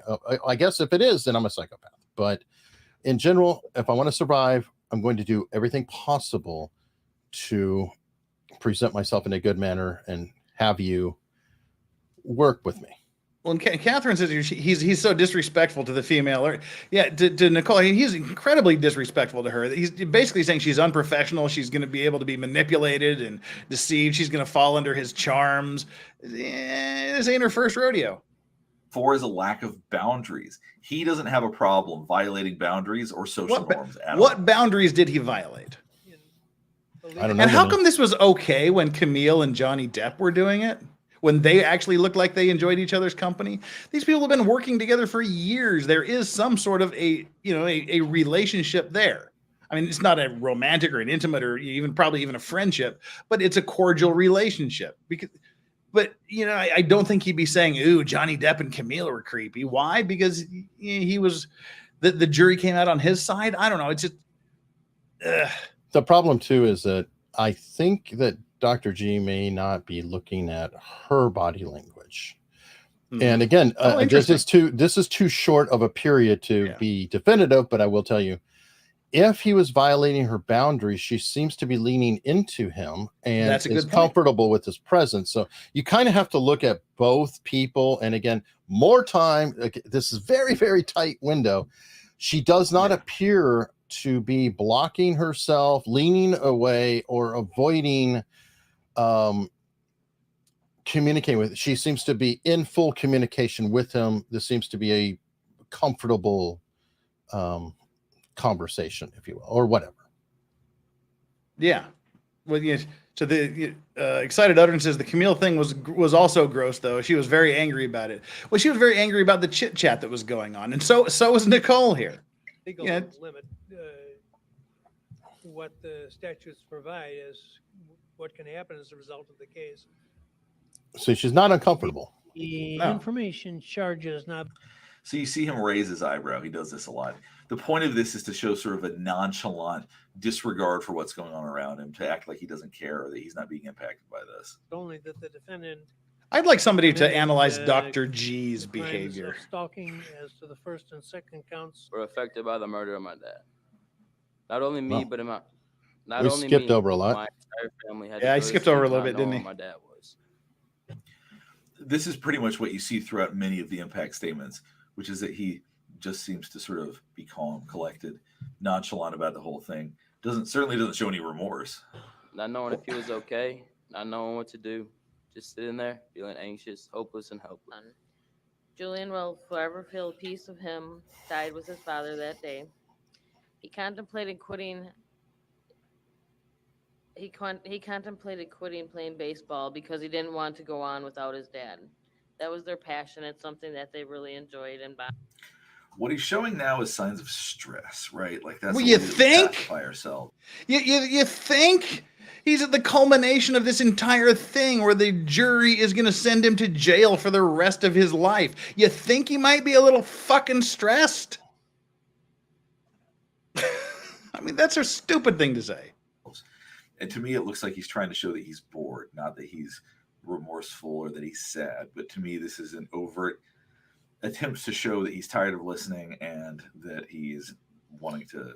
I think he is tired of listening, possibly. Yeah. I'm happy I to agree. say that Julian decided not to give up, and he's come so far in the last 3 years in all aspects of his lives, and we find comfort in knowing that his dad is watching. And so what he does to relieve his boredom is to talk to his attorney, not surprisingly. Over us. It's just. So this is his daughter providing a victim impact statement. I started thinking and waking up to the fact that now I need to make a change in my life and not let the same abusive patterns continue. Little did I know, I was already trapped. So Okay, pause for a second. He is reacting to that statement. He looks very troubled about his daughter. Yeah. Which, by the way, would be odd behavior for a psychopath who really wouldn't have the emotional capability of feeling that. You could tell by. I can. Yeah. Again, I have to dig into it more, but I feel stress coming from him as she's talking. It just, this guy is not comfortable. Zach is very upset there. The previous one there almost was a contempt, like who the F is this guy? Whatever. Blah blah blah blah blah blah blah blah. He's not going blah blah blah blah blah blah right now. He looks pretty awkward. Let's put it that way. Thank you for saying that, Eric. Sure. Zach is too expressive for Psychopath. I mean, he is very, very. He does show emotions, a lot of emotions. Like you just said, very upsetting for her, as it would be for anybody. So understandably, doesn't seem to be impacting him much yet. Trapped in a mindset I couldn't. No, come on. He's about to break into tears. Yeah, I know. Look at that. How is this an expression of someone that's not being affected by their daughter testifying against them in a victim impact statement? He is on the verge of tears. And the fact that this guy can't see it tells me a lot about this guy. It's you and I love you. But a quote from the 13 letters. So he does seem to have some actual emotion when she's talking about loving him. Well, there you go. That's psychopathic emotion. Come back and expect me to welcome you back in with open arms. You need to work on yourself first. But as soon as she says you need to work on yourself first, immediately it shuts things down. How did that shut things down? With open arms. It didn't change Do anything. not come back and expect me to welcome It looks like he was slapped in the face when she said that to me. you back in with open arms. You need to work on yourself first. But as soon as she says you need to work on yourself first. Did you see her big, huge change, Eric? Because that narcissist is going to feel narcissistic rage as soon as somebody says they need to work on themselves. The other problem too, especially when you're talking about a grief emotion, you can't. If somebody is continuously grief, then you got another problem. Mm-hmm. It kind of is ups and downs, and there are beats that you're going to see in emotion. Otherwise, our brain would explode if we're just like continuously. Yeah. So I don't see him really changing much other than holding back slightly. Like I think he is on the verge of tears and is trying not to cry. But again, I could be projecting right now too. Short span, folks. I don't know the dude, but it doesn't feel. I mean, to me, it looks like he was slapped. When you need to work on yourself first, he kind of went like that. He just kind of had this little reaction to jerk back. It's not for him. I've worked on myself for the past 3 years. It's your turn now. If you want. Then his attorney looks at him to see how he's doing. Of course, she's checking on him. That's what she should be doing. And then touches him to provide him comfort, I presume. I don't know. Presume. We see that now. You've had clients, so you can speak to that. I mean, is that something you might do? Like, hey, buddy. You chill, relax, calm down. I've touched a lot of clients, male and female, on the arms like that to comfort him. I presume he's the one that's making this all weird and salacious. That really creeped me out when he said that. I presume. This is normal for attorneys to be this physical with their clients. I think this physical. She just touched his arm.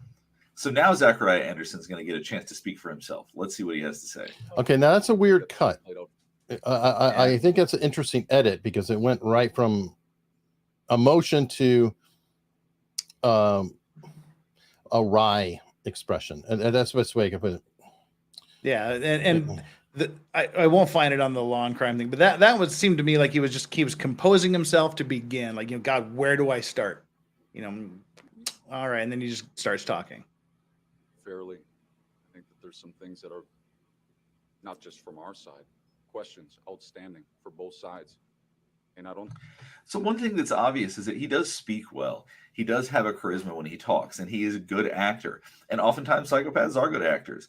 And so again, he calls him a psychopath. Drawn in, and they want to believe him. And that's a dangerous place to be when you're around somebody like him, is to go, well, I should take everything he says at face value. Because for those of us with empathy, we like to believe what people say. We want to believe when people speak that they're telling the truth. But you cannot trust somebody like this. I think the court accomplished what it set out to do, and still didn't. It's still weird. I want to be remorseful, and I am for the things that I did wrong. You're welcome to sentence me for everything that I did wrong. One thing it's important to pay attention to with what he's saying, and he doesn't have a problem lying, but I also think that he doesn't believe that what he did was wrong. If he was stalking somebody and murdering... Hold on. If he didn't murder, he might not think he did that wrong. I think is where you probably go. Right. I will tell you something out the, I won't say whom, but I did have someone look at his addressing of the court, a top body language person. And the response I got back is they couldn't tell. One way, they did not have enough to make a judgment on that statement. Oh, I thought you might find that interesting. Yeah, Dr. G clearly has more than enough. Murdered somebody and got rid of the body. He probably doesn't believe any of that was wrong. He probably feels like it was justified.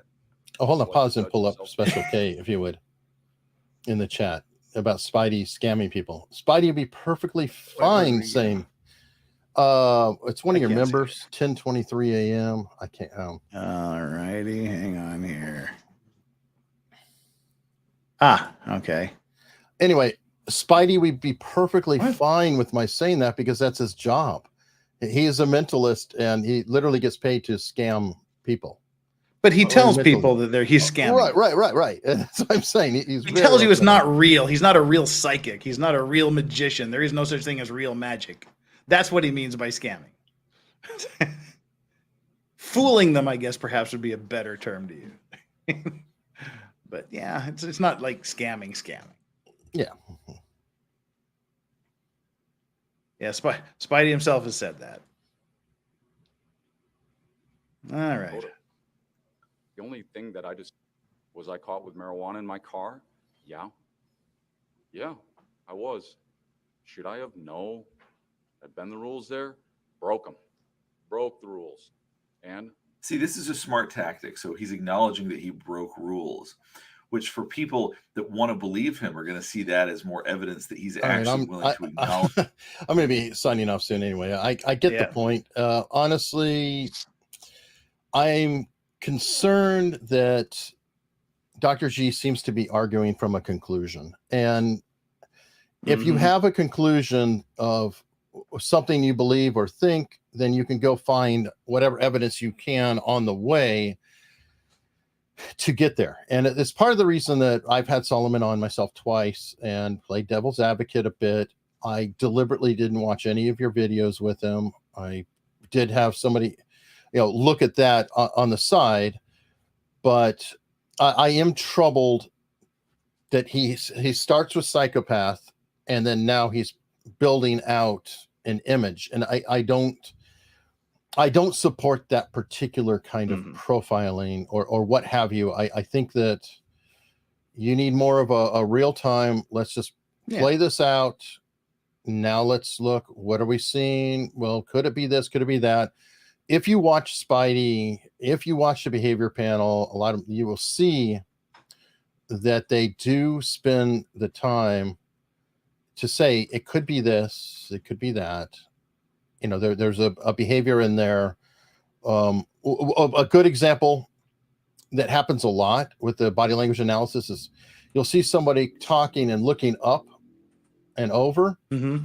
Well, sometimes they're looking at a camera person, and we have to, or people have to look at the mechanics of what is going on as well. Like, is there somebody over there that they're looking at? Is there something else going on? So I don't know, but I personally don't agree with the analysis. I think it appears to be arguing from a conclusion. No. Okay, and I know you've got to go in just a quick couple of minutes here. So you're saying he's not the person that I should base my opinions on body language analysis experts on.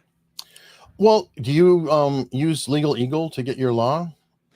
Fair point. Okay, gotcha. That's kind of that's what I thought you were going to say. Not quite that way, but yeah, you got your point across there. No is the answer to that question. Yeah. So, and I think, like you said, he clearly has the conclusion that everything was right and that this is the way it was. Now let's go back and put everything through that filter. And to start the video the way he did with that frame, with that still frame, I thought was completely disingenuous, dishonest, and he knew what he did.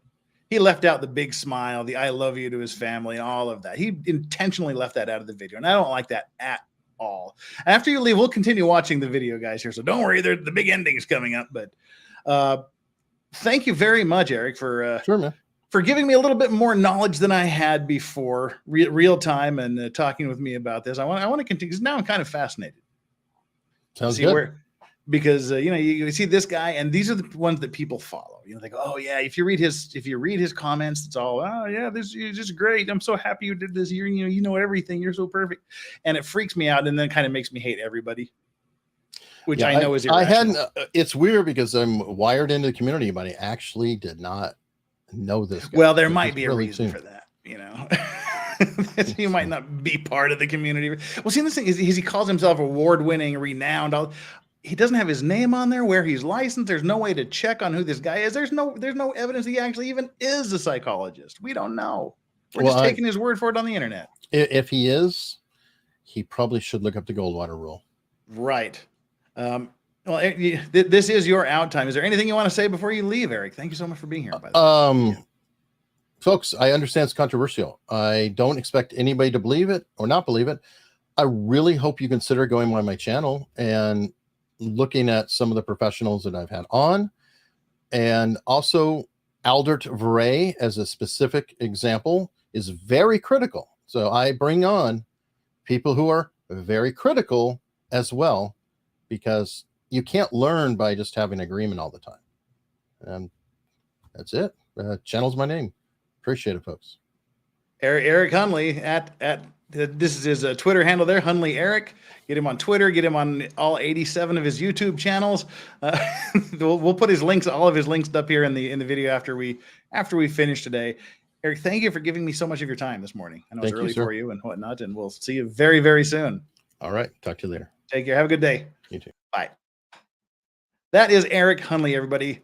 Super thanks to him. He's actually changed my view a little bit. I'm not nearly as skeptical as I was. And the fact that even he says it's not a science, it's a pseudoscience, it's a tool.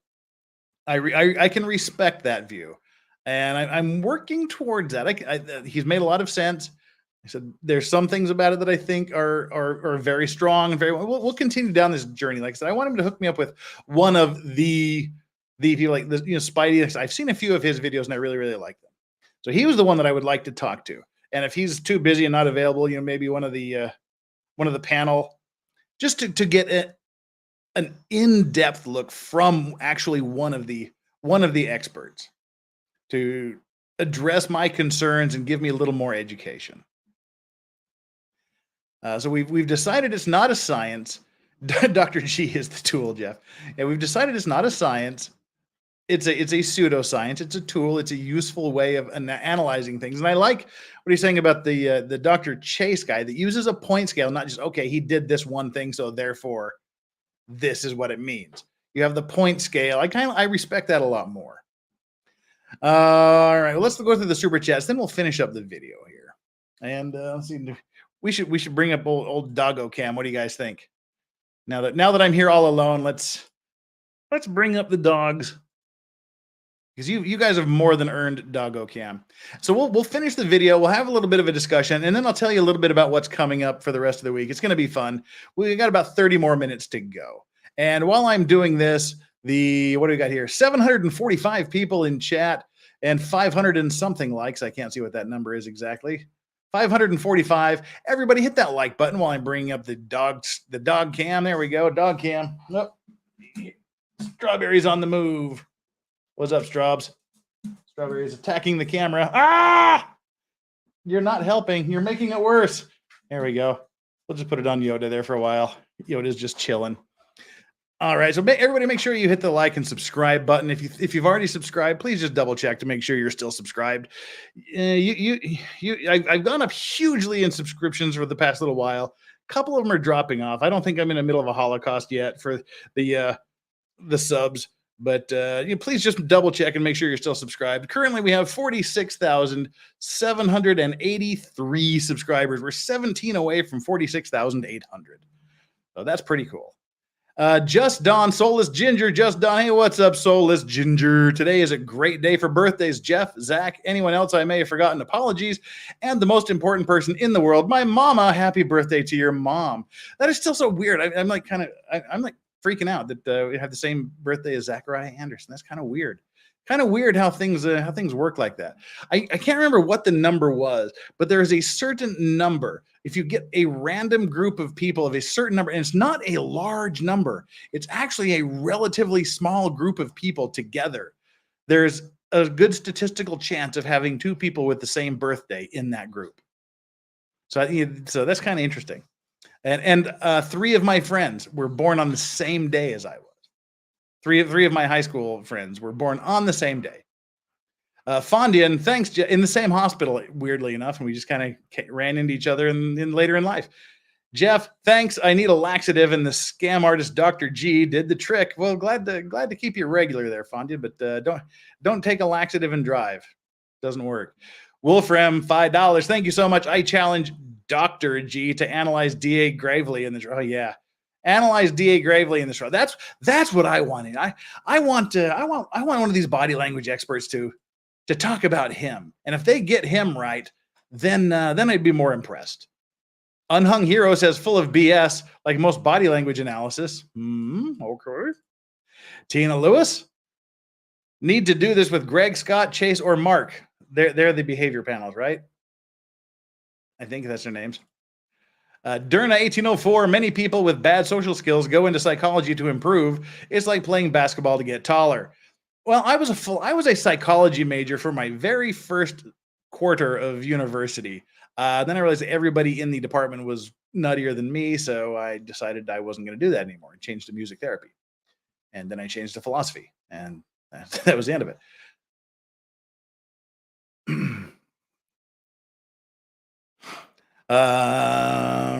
Righto. Let's see here. I'm kind of going through the list and culling things from the list here to talk about. Sorry. I'm scrolling and thinking at the same time. It's not working. My brain doesn't function very well. All right. So let's get back to the super chats here. Dr. G has identified he has an audience that wants blood, and he gives them blood. He's a grifter of the bad kind. He does not impress me at all. I said this is as far as I've ever gotten. So from here on out, it's all first reactions. What do you think, Yoda? You're showing signs of disinterest and laziness. What do you think, Yoda? Are you disinterested and lazy? You're showing signs. Cheesehead lost on Bourbon Street. Thank you so much for your super chat. Yeah, I've always wanted like an Egyptian hairless cat. Those are like the coolest cats ever. I want one. You and Runkle talking with Spidey and Rob would be fantastic. See, that's where I've seen Spidey on Rob's channel a few times. That's where I've seen him there. So Spidey and Rob would be fantastic. Friendly-ish. Agree to disagree or convince. Yeah, it'd be fun. I mean, so I would love to talk to him. Jeff Moser, Dr. G can analyze D's nuts. All right, that's kind of direct. Shizzy Whiznuts, Legal Vices. What is wrong with Legal Eagle? I like knowing that I'm at least smarter than someone. You're probably smarter than him. Yeah. Nothing wrong with him except for like a lot of his legal opinions, but Not here to start the drama. But yeah. Smoke says Legal Vices may want to shout out to Lincoln Kane and any update if he's still coming to your birthday stream. Yeah, his stream had an episode yesterday and was nuked from YouTube. I sent him an email yesterday. Haven't heard back from him. So yeah, if he responds, I'll give you some updates on Lincoln Kane. What's the deal with the channel? The behavior panel reviewed an interview with OJ. Well, I don't have to be a body language expert to know that was probably a bunch of crap. Tina Lewis, thank you so much for that. Let me see what we've got here over on the membership chat. Alyssa K, member for 8 months of the Bent Halos and Broken Wings tier of members. I've watched a lot of Dr. G's videos. Oh. In my opinion, he seems to pay attention to the chats for these trials and then makes these videos to confirm what the chat is saying. Definitely some Goldwater violations. Okay, if you scared me there. I thought you were going to say you watch a lot of his videos and you think he's right and you like everything he's done. I was kind of concerned there. All right. Thank you for that. That could be. There's a lot of confirmation bias. I see a lot of, and I'm not even a psychologist, and I can see a lot of projection where he's talking about he's just she's touching his hand for comfort, I guess, or whatever it was he said. Julie O, clean and sober, member for 9 months. 9 months membership. You should be getting the child support request soon. Thanks. And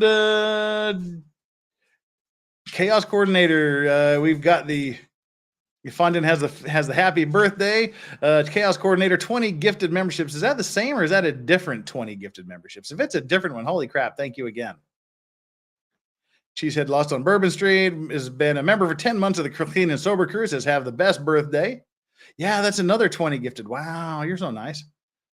All right, and the Eva Blink, who's also been a member of the Clean and Sober Crew for 9 months. 3 friends born on the same day at the same hospital. Did the church have a big sex party 8 months earlier? Moving right along from that, let's get back into this video here. Oh, yeah, and let's finish it up, and then we'll have a little bit of a talk. Dog is loose. Oh, all right, we got to switch this around to dog butt. This is just dog butt over here. Strawberry butt. All right. Get my chair out of the way. Yeah, it's really hot here, so they're just laying on the floor trying to get cool. The fan is blowing this way. The air conditioner's in the other room, so this is like the hottest part of the house. That's why they're not hanging around here much. But anyway, dog butt for the day. Let's bring the video back up and get going with this. We got a few more minutes left. Acknowledge his faults, therefore he wouldn't lie by saying he didn't murder someone. Obviously, that's not the case. That's just how good manipulators work, but it's an interesting tactic. And I'll be held accountable for it. And if I killed somebody, whatever that situation was, I can tell you in my own heart it wouldn't be intentional. If I didn't at all, the guy I never met. It's interesting that he said, if I didn't at all, rather than I didn't kill anyone. Very. He's already said I didn't do it. And he says it again. And sandwiched between that is, if I did, and then again, listen to what he says after that. If I didn't at all, the guy I never met. It's interesting. I guess I was talking over this little thing he says. Not guilty. I'm innocent. I'm not guilty. I'm innocent. Come on. It's interesting that he said if held accountable for it. And if I that is more evidence that he's actually willing to acknowledge his faults, therefore he wouldn't lie by saying he didn't murder someone. Obviously, that's not the case. That's just how good manipulators work, but it's an interesting tactic. And I'll be held accountable for it. And if I killed somebody, whatever that situation was, I can tell you in my own heart it wouldn't be intentional. If I didn't at all. He's talking about a hypothetical. This guy's just being an ass. So I thought it's interesting if he says, if I didn't do it, not that I didn't do it. He's giving you a hypothetical example. If I did do it, if I did kill somebody, not if I killed this guy, that wasn't, he said, if I killed somebody, then it wouldn't have been intentional. And if I didn't do it at all, there, ellipses. This guy's being dishonest, and he's being intellectually dishonest, and I think borderline unethical for mischaracterizing things here. He's clearly giving an example that has nothing to do with this case. He's just saying, if I were to have killed somebody that I didn't know at all, but it's an interesting tactic. My blood pressure is going up again. And I'll be held accountable for it. And if I killed somebody, whatever that situation was, I can tell you in my own heart it wouldn't be intentional. If I didn't at all, the guy I never met. It's interesting that he said, if I didn't at all, rather than I didn't kill anyone. Very interesting. I don't really know what this is, but I didn't do it. I'm innocent. I didn't do it. I'm innocent. He just said it right there.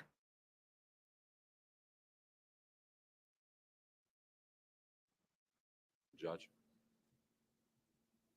Not guilty. I'm innocent.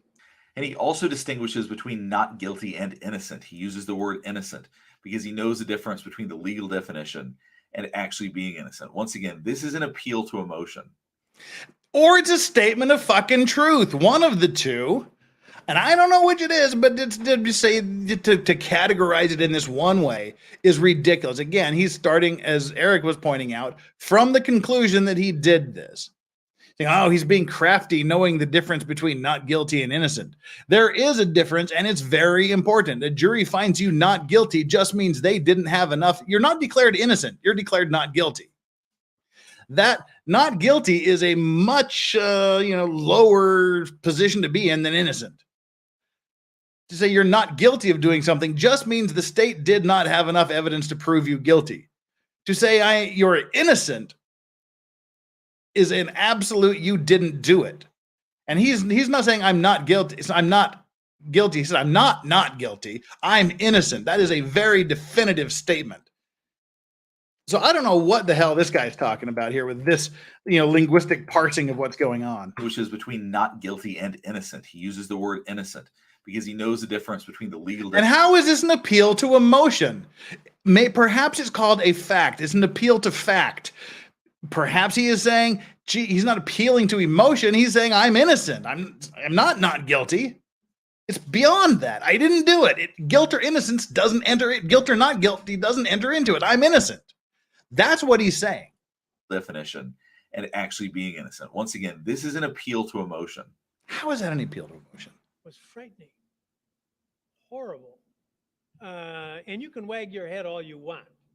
The jury found beyond a reasonable doubt that you did it. So the judge isn't taking any of his manipulations. He's calling him out directly. Shaking his head wasn't a manipulation. It was an outright it was kind of an outright statement to the judge.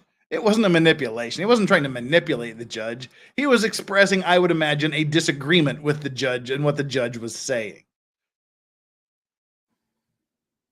And now the judge is talking more about Zachariah Anderson. He's giving some of his thoughts, but I want to show this part because it shows subtle ways that he continues to try to flirt with and I believe try to seduce his attorney. Watch this.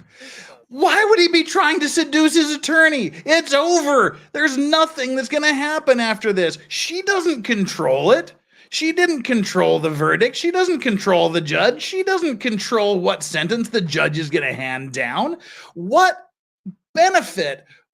possible benefit would trying to seduce his attorney have for Zach at this point?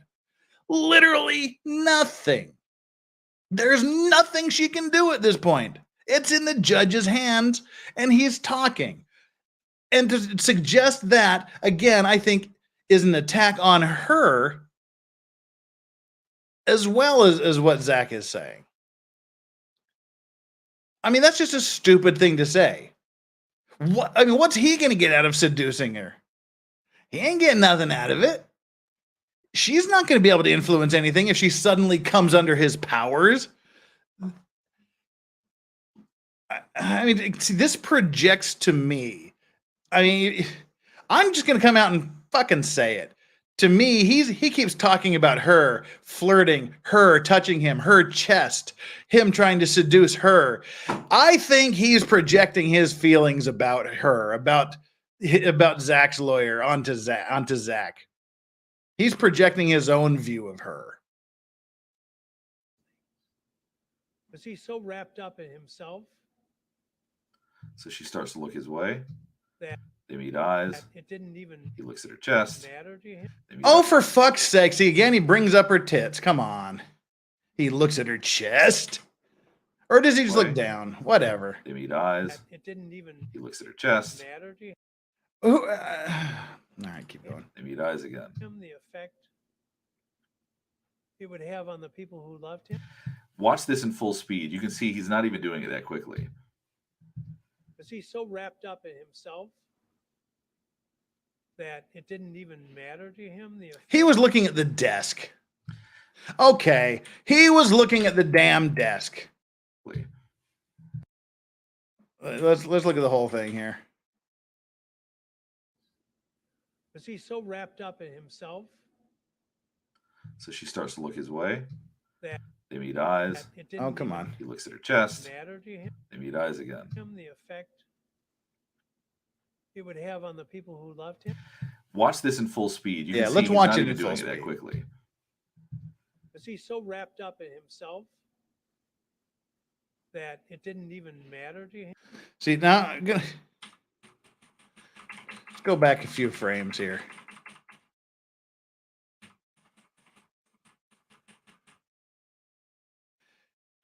Her tits are here. To me, he's looking more down this way at something on the desk. I mean, her tits are like, so I don't know. It doesn't fucking matter. He's not trying to seduce her. What am I even doing this for? So to me, this is an overt attempt at manipulation. He's not trying to be particularly subtle about this. The man was just found guilty of stalking, so this might be somebody that you want to set really firm boundaries with. Oh, for fuck's sakes. It would have on the people who loved him. Okay. He's just been convicted of stalking. You might want to set boundaries. Why wouldn't he say he's just been convicted of murdering someone? You might want to set boundaries. This is weird. This guy is just saying some weird stuff right now. And then she looks back at him again. Yeah, he was upset because Schrader once again denied his right to a fair trial.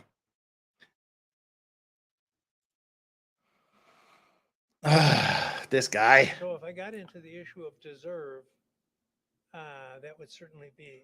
A minute later, there's another interaction. The judge is talking about his history of lawless behavior. Long-term determination of lawless behavior. And this is a performance saying, oh my God, shaking his head. Of course, it's a performance. He's saying, gee, Judge, you're bringing up that one conviction. What was it, 20 years ago or something like that? That's his history of lawlessness. A little bit of a problem 20 years ago. Once again, this is a manipulation. His attorney looks at him. He gives her a face. Okay, and again, I have zero knowledge of body language analysis. For me, that face is like, well, I'm fucked. That's what that look says to me. All right, what's going to happen is going to happen. That's what it says to me. I don't know what it's supposed to be saying, but that's a look of resignation. Saying, "Oh my God," shaking his head. Once again, this is a manipulation. His attorney looks at him. He gives her a face. That's like, yep, this is just going the way I thought it would go. Again. That's what it looks like to me. He starts licking his lips and looking at her. He seems far more interested in focusing on her than anything else in the courtroom at this point. Because they're I hope talking this to video each helps you better other. Understand and identify manipulative psychopaths.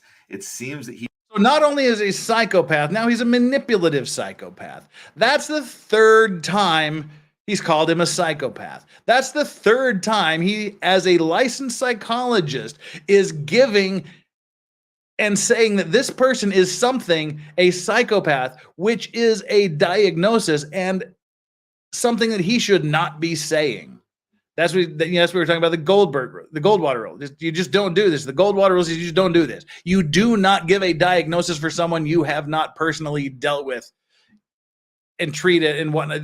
That's the third time he's called him a psychopath, knowing nothing more than watching this video. He was even trying to manipulate his own attorney. I can't. Why does he keep talking about that? I think dude has a fixation for his lawyer. See how she felt about those things, but I can say that it certainly seems like he was trying to affect how she felt. On top of that, I think a lot of people want to believe him because he does maintain his innocence and he does have charisma. At least to some people he does. If we're good-natured, we want to believe people, but it's not safe to believe people that are psychopaths and manipulators. So I know that people watch this. Yes, Barry Coldwater. And see an innocent guy, but there's nothing that went on in the trial that suggests that he is actually sincere and innocent. It didn't actually do the. There's nothing in trial that suggests he's actually innocent. The fuck are you talking about, Dr. G? Tell me how much of this trial you watched. Tell me how much of the evidence you looked at. Tell me, Dr. G. Tell me of your vast experience with this trial and how much of this you analyzed. How much of this you thought about. No evidence whatsoever of innocence. These things, or that he didn't receive a fair trial. I do hope. Gee, bus. But there's nothing that went on in the trial that suggests that he is actually sincere and innocent. It didn't actually do these things, or that he didn't receive a fair trial. How about the damn near mistrial? Because how come the first time they got a mistrial because the prosecution didn't turn over stuff? How about the second time they almost got a mistrial because they didn't turn over stuff?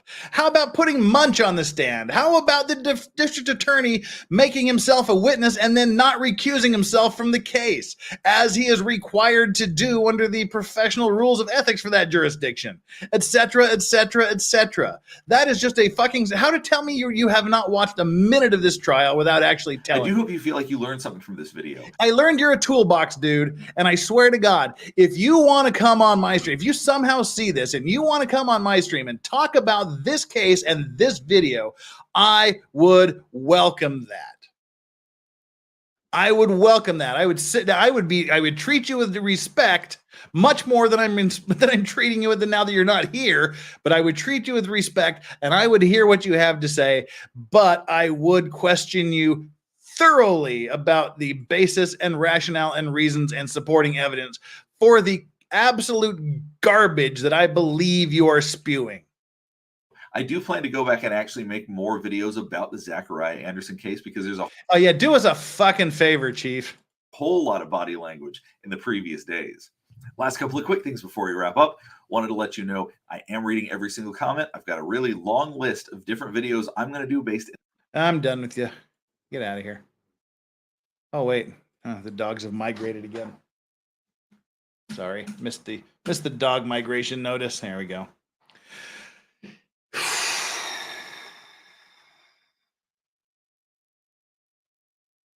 Yes, chat would have to be respectful-ish. Ish. I'll give you a little bit of a pass on this one. Yeah, I was looking, I would admit, I was actually looking for some body language analysis of this. And this was the first guy that came up. And the first time I got to the first time he said psychopath, and I just about went through the roof. And I had to stop watching it. The second time, I think I got about 6 minutes in. The third time, I got about 7 minutes in. This is the first time I've seen it through to the end.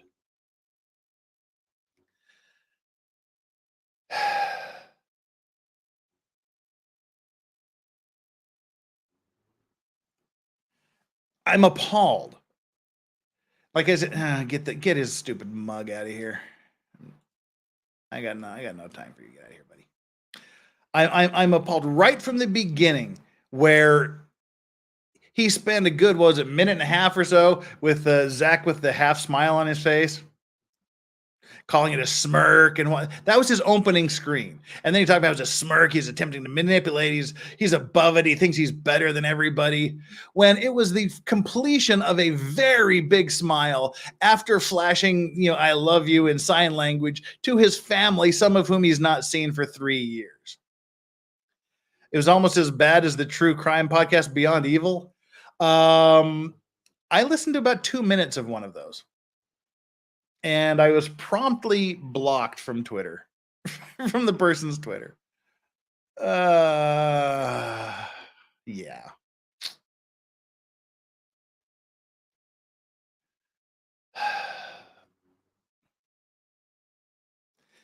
Yeah, Eric never saw this guy before today, and he wasn't impressed.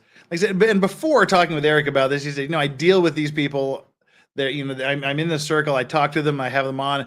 So he said, I might not be comfortable making comments about this person, but I think he conveyed his opinions appropriately. And I really do appreciate Eric coming on, because we got into it for a few minutes on his stream last Friday when I said that it was witchcraft. Body language analysis was witchcraft. What I was talking about again, like I believe there's a thing where we use our body language to try to influence others. We can read other people's body language to a certain extent. We can manipulate people, and there's interrogation techniques. I was saying witchcraft, like what this guy is doing, is essentially witchcraft. That's what I was saying. And then we got into it. And I'm willing to concede there's more that I need to look into. There's more of the analysis, like I said, the point system that Dr. Chase is doing. And I'm open for more. I mean, I'll never accept it as a science. And even, Eric says it's not a science, which implies to me that the people that do it will admit it's not a science, but it's a tool to be used to maybe not make definitive. This is my speculation. Using it as a tool to possibly pursue other avenues to continue questioning down a certain course, rather than a tool to make a definitive conclusion. I don't know. I'd like to explore this further with people. What? Dr. G speaks Korean. Oh dear. Shall we? Shall we click on this, people, and see what happens? Oh, should we do this? All right. Damn it. You've piqued my curiosity here. Let me see real quick. It says not found. Oh, I guess I copied the wrong thing. Copy link address. Go to site. Dr. John Paul Garrison. Oh, we found Dr. G. Dang, someone's Mr. Sleuthiness here, huh? Let's read this. Therapy available. It is easy for anxiety, depression, and stress to become overwhelming with all of life's demands. Blah, blah, blah. I use cognitive behavioral therapy to work with clients in stress management. And Dr. Garrison earned a psychology. PsyD, is that a doctor of psychology and clinical psychology from the Georgia School of Professional Psychology. He has been cited for his expertise in psychology in numerous media. Okay, so he is a licensed dude, I guess. I said I had no evidence he was. Now I have evidence he is, so retract that statement. He's been cited for his expertise in psychology in numerous media outlets, including Dr. Garrison is a published author and currently conducts psychotherapy and couples therapy. He is also certified as personality disorder treatment. He has extensively studied the language and culture of South Korea for over a decade. Bring it on, dude. Bring it on. $100 per session. Damn. All right, whatever. Good for you. Grift away, buddy. Huh. He's been endorsed by 2 people. By Dr. Gale and Avital Cohen. Right. All right, whatevs. So he's studied extensively the culture and language of Korea. All right. Whatevs.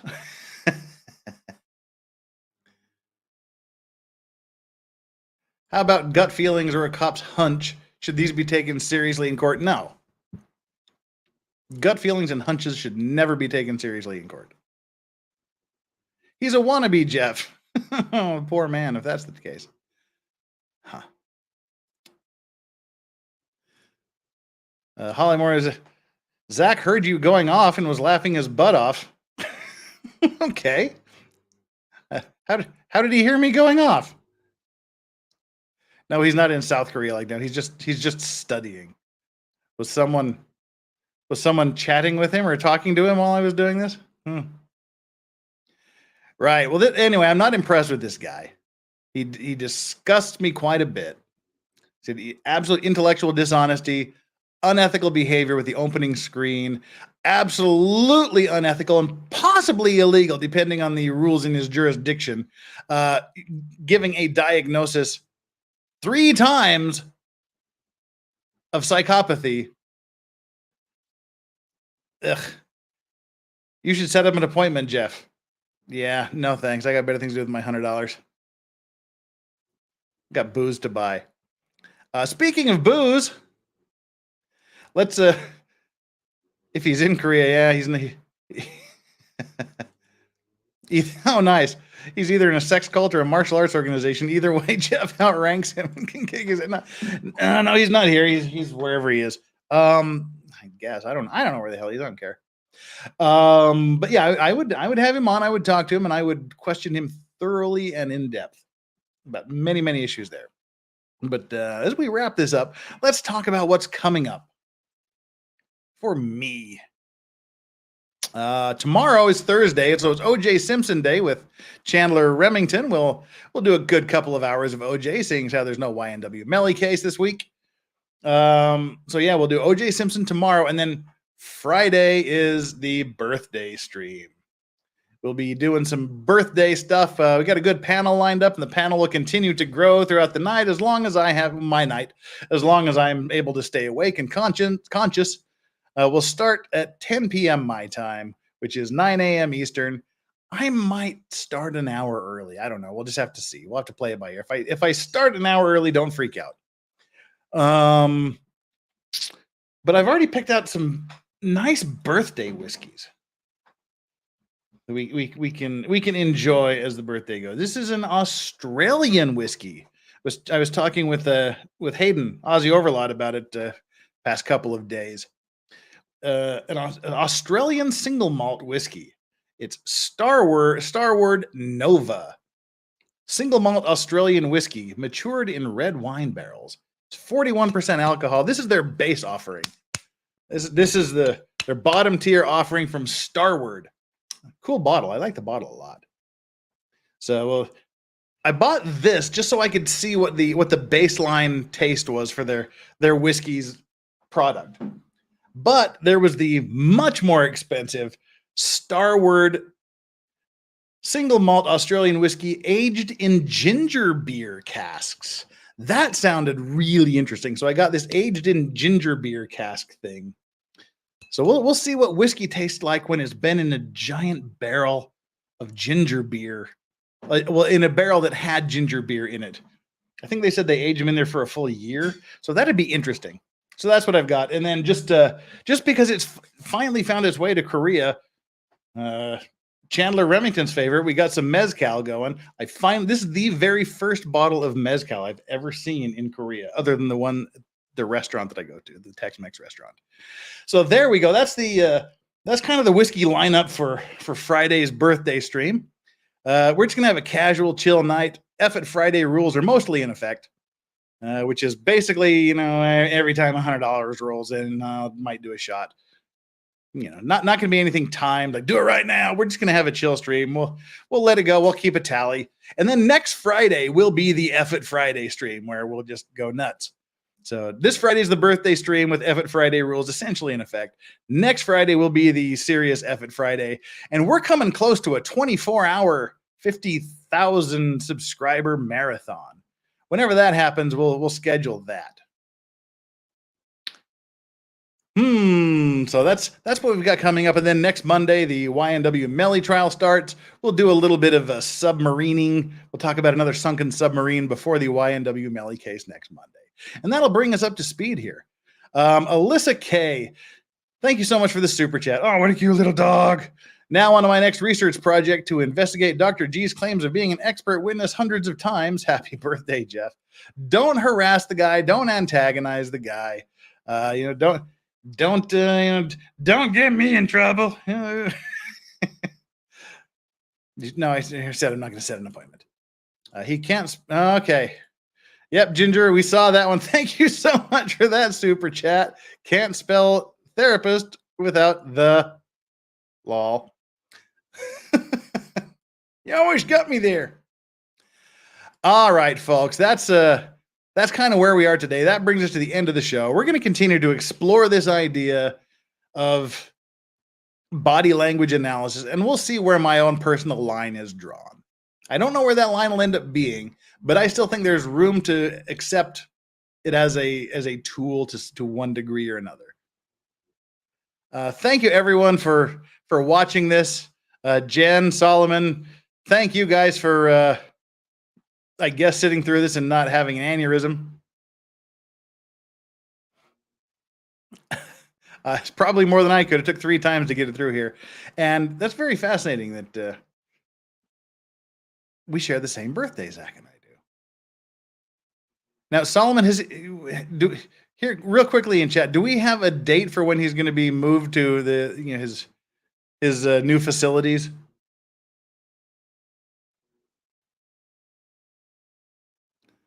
I'm kind of want to see if we have a new date for when he's supposed to be in the new facilities or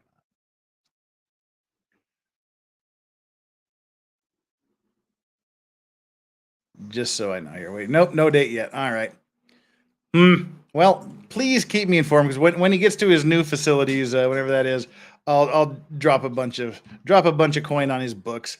I'm always leery when people are getting transferred from one place to another, because I don't know if some places their money transfers, and I hear that some places the money doesn't transfer. So I don't know. I don't want anything to get in the hands of the government.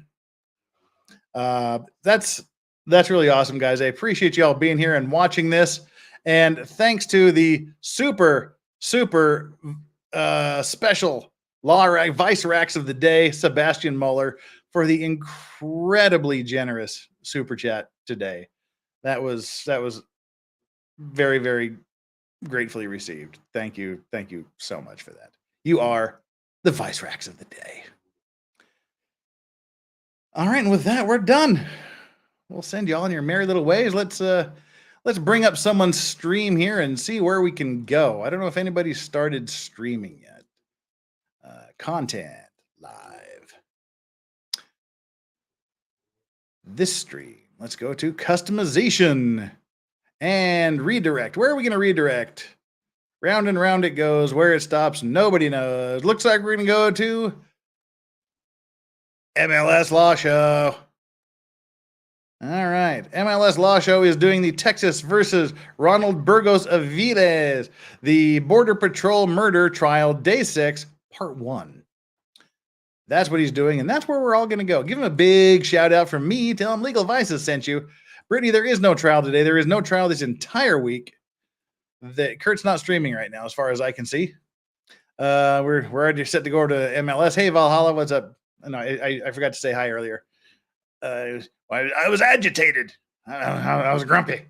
But all right, everybody, just let David know that we all sent you. Everybody, take care. We'll see you tomorrow with Chandler Remington for another day of OJ. I think this is part 36. Talk to you later, guys. Whatever you do, wherever you do it, whoever you do it with, make sure that you always enjoy your legal vices. Get it on, people. That's what I'm talking about. We'll see you for the birthday stream. And before that, OJ,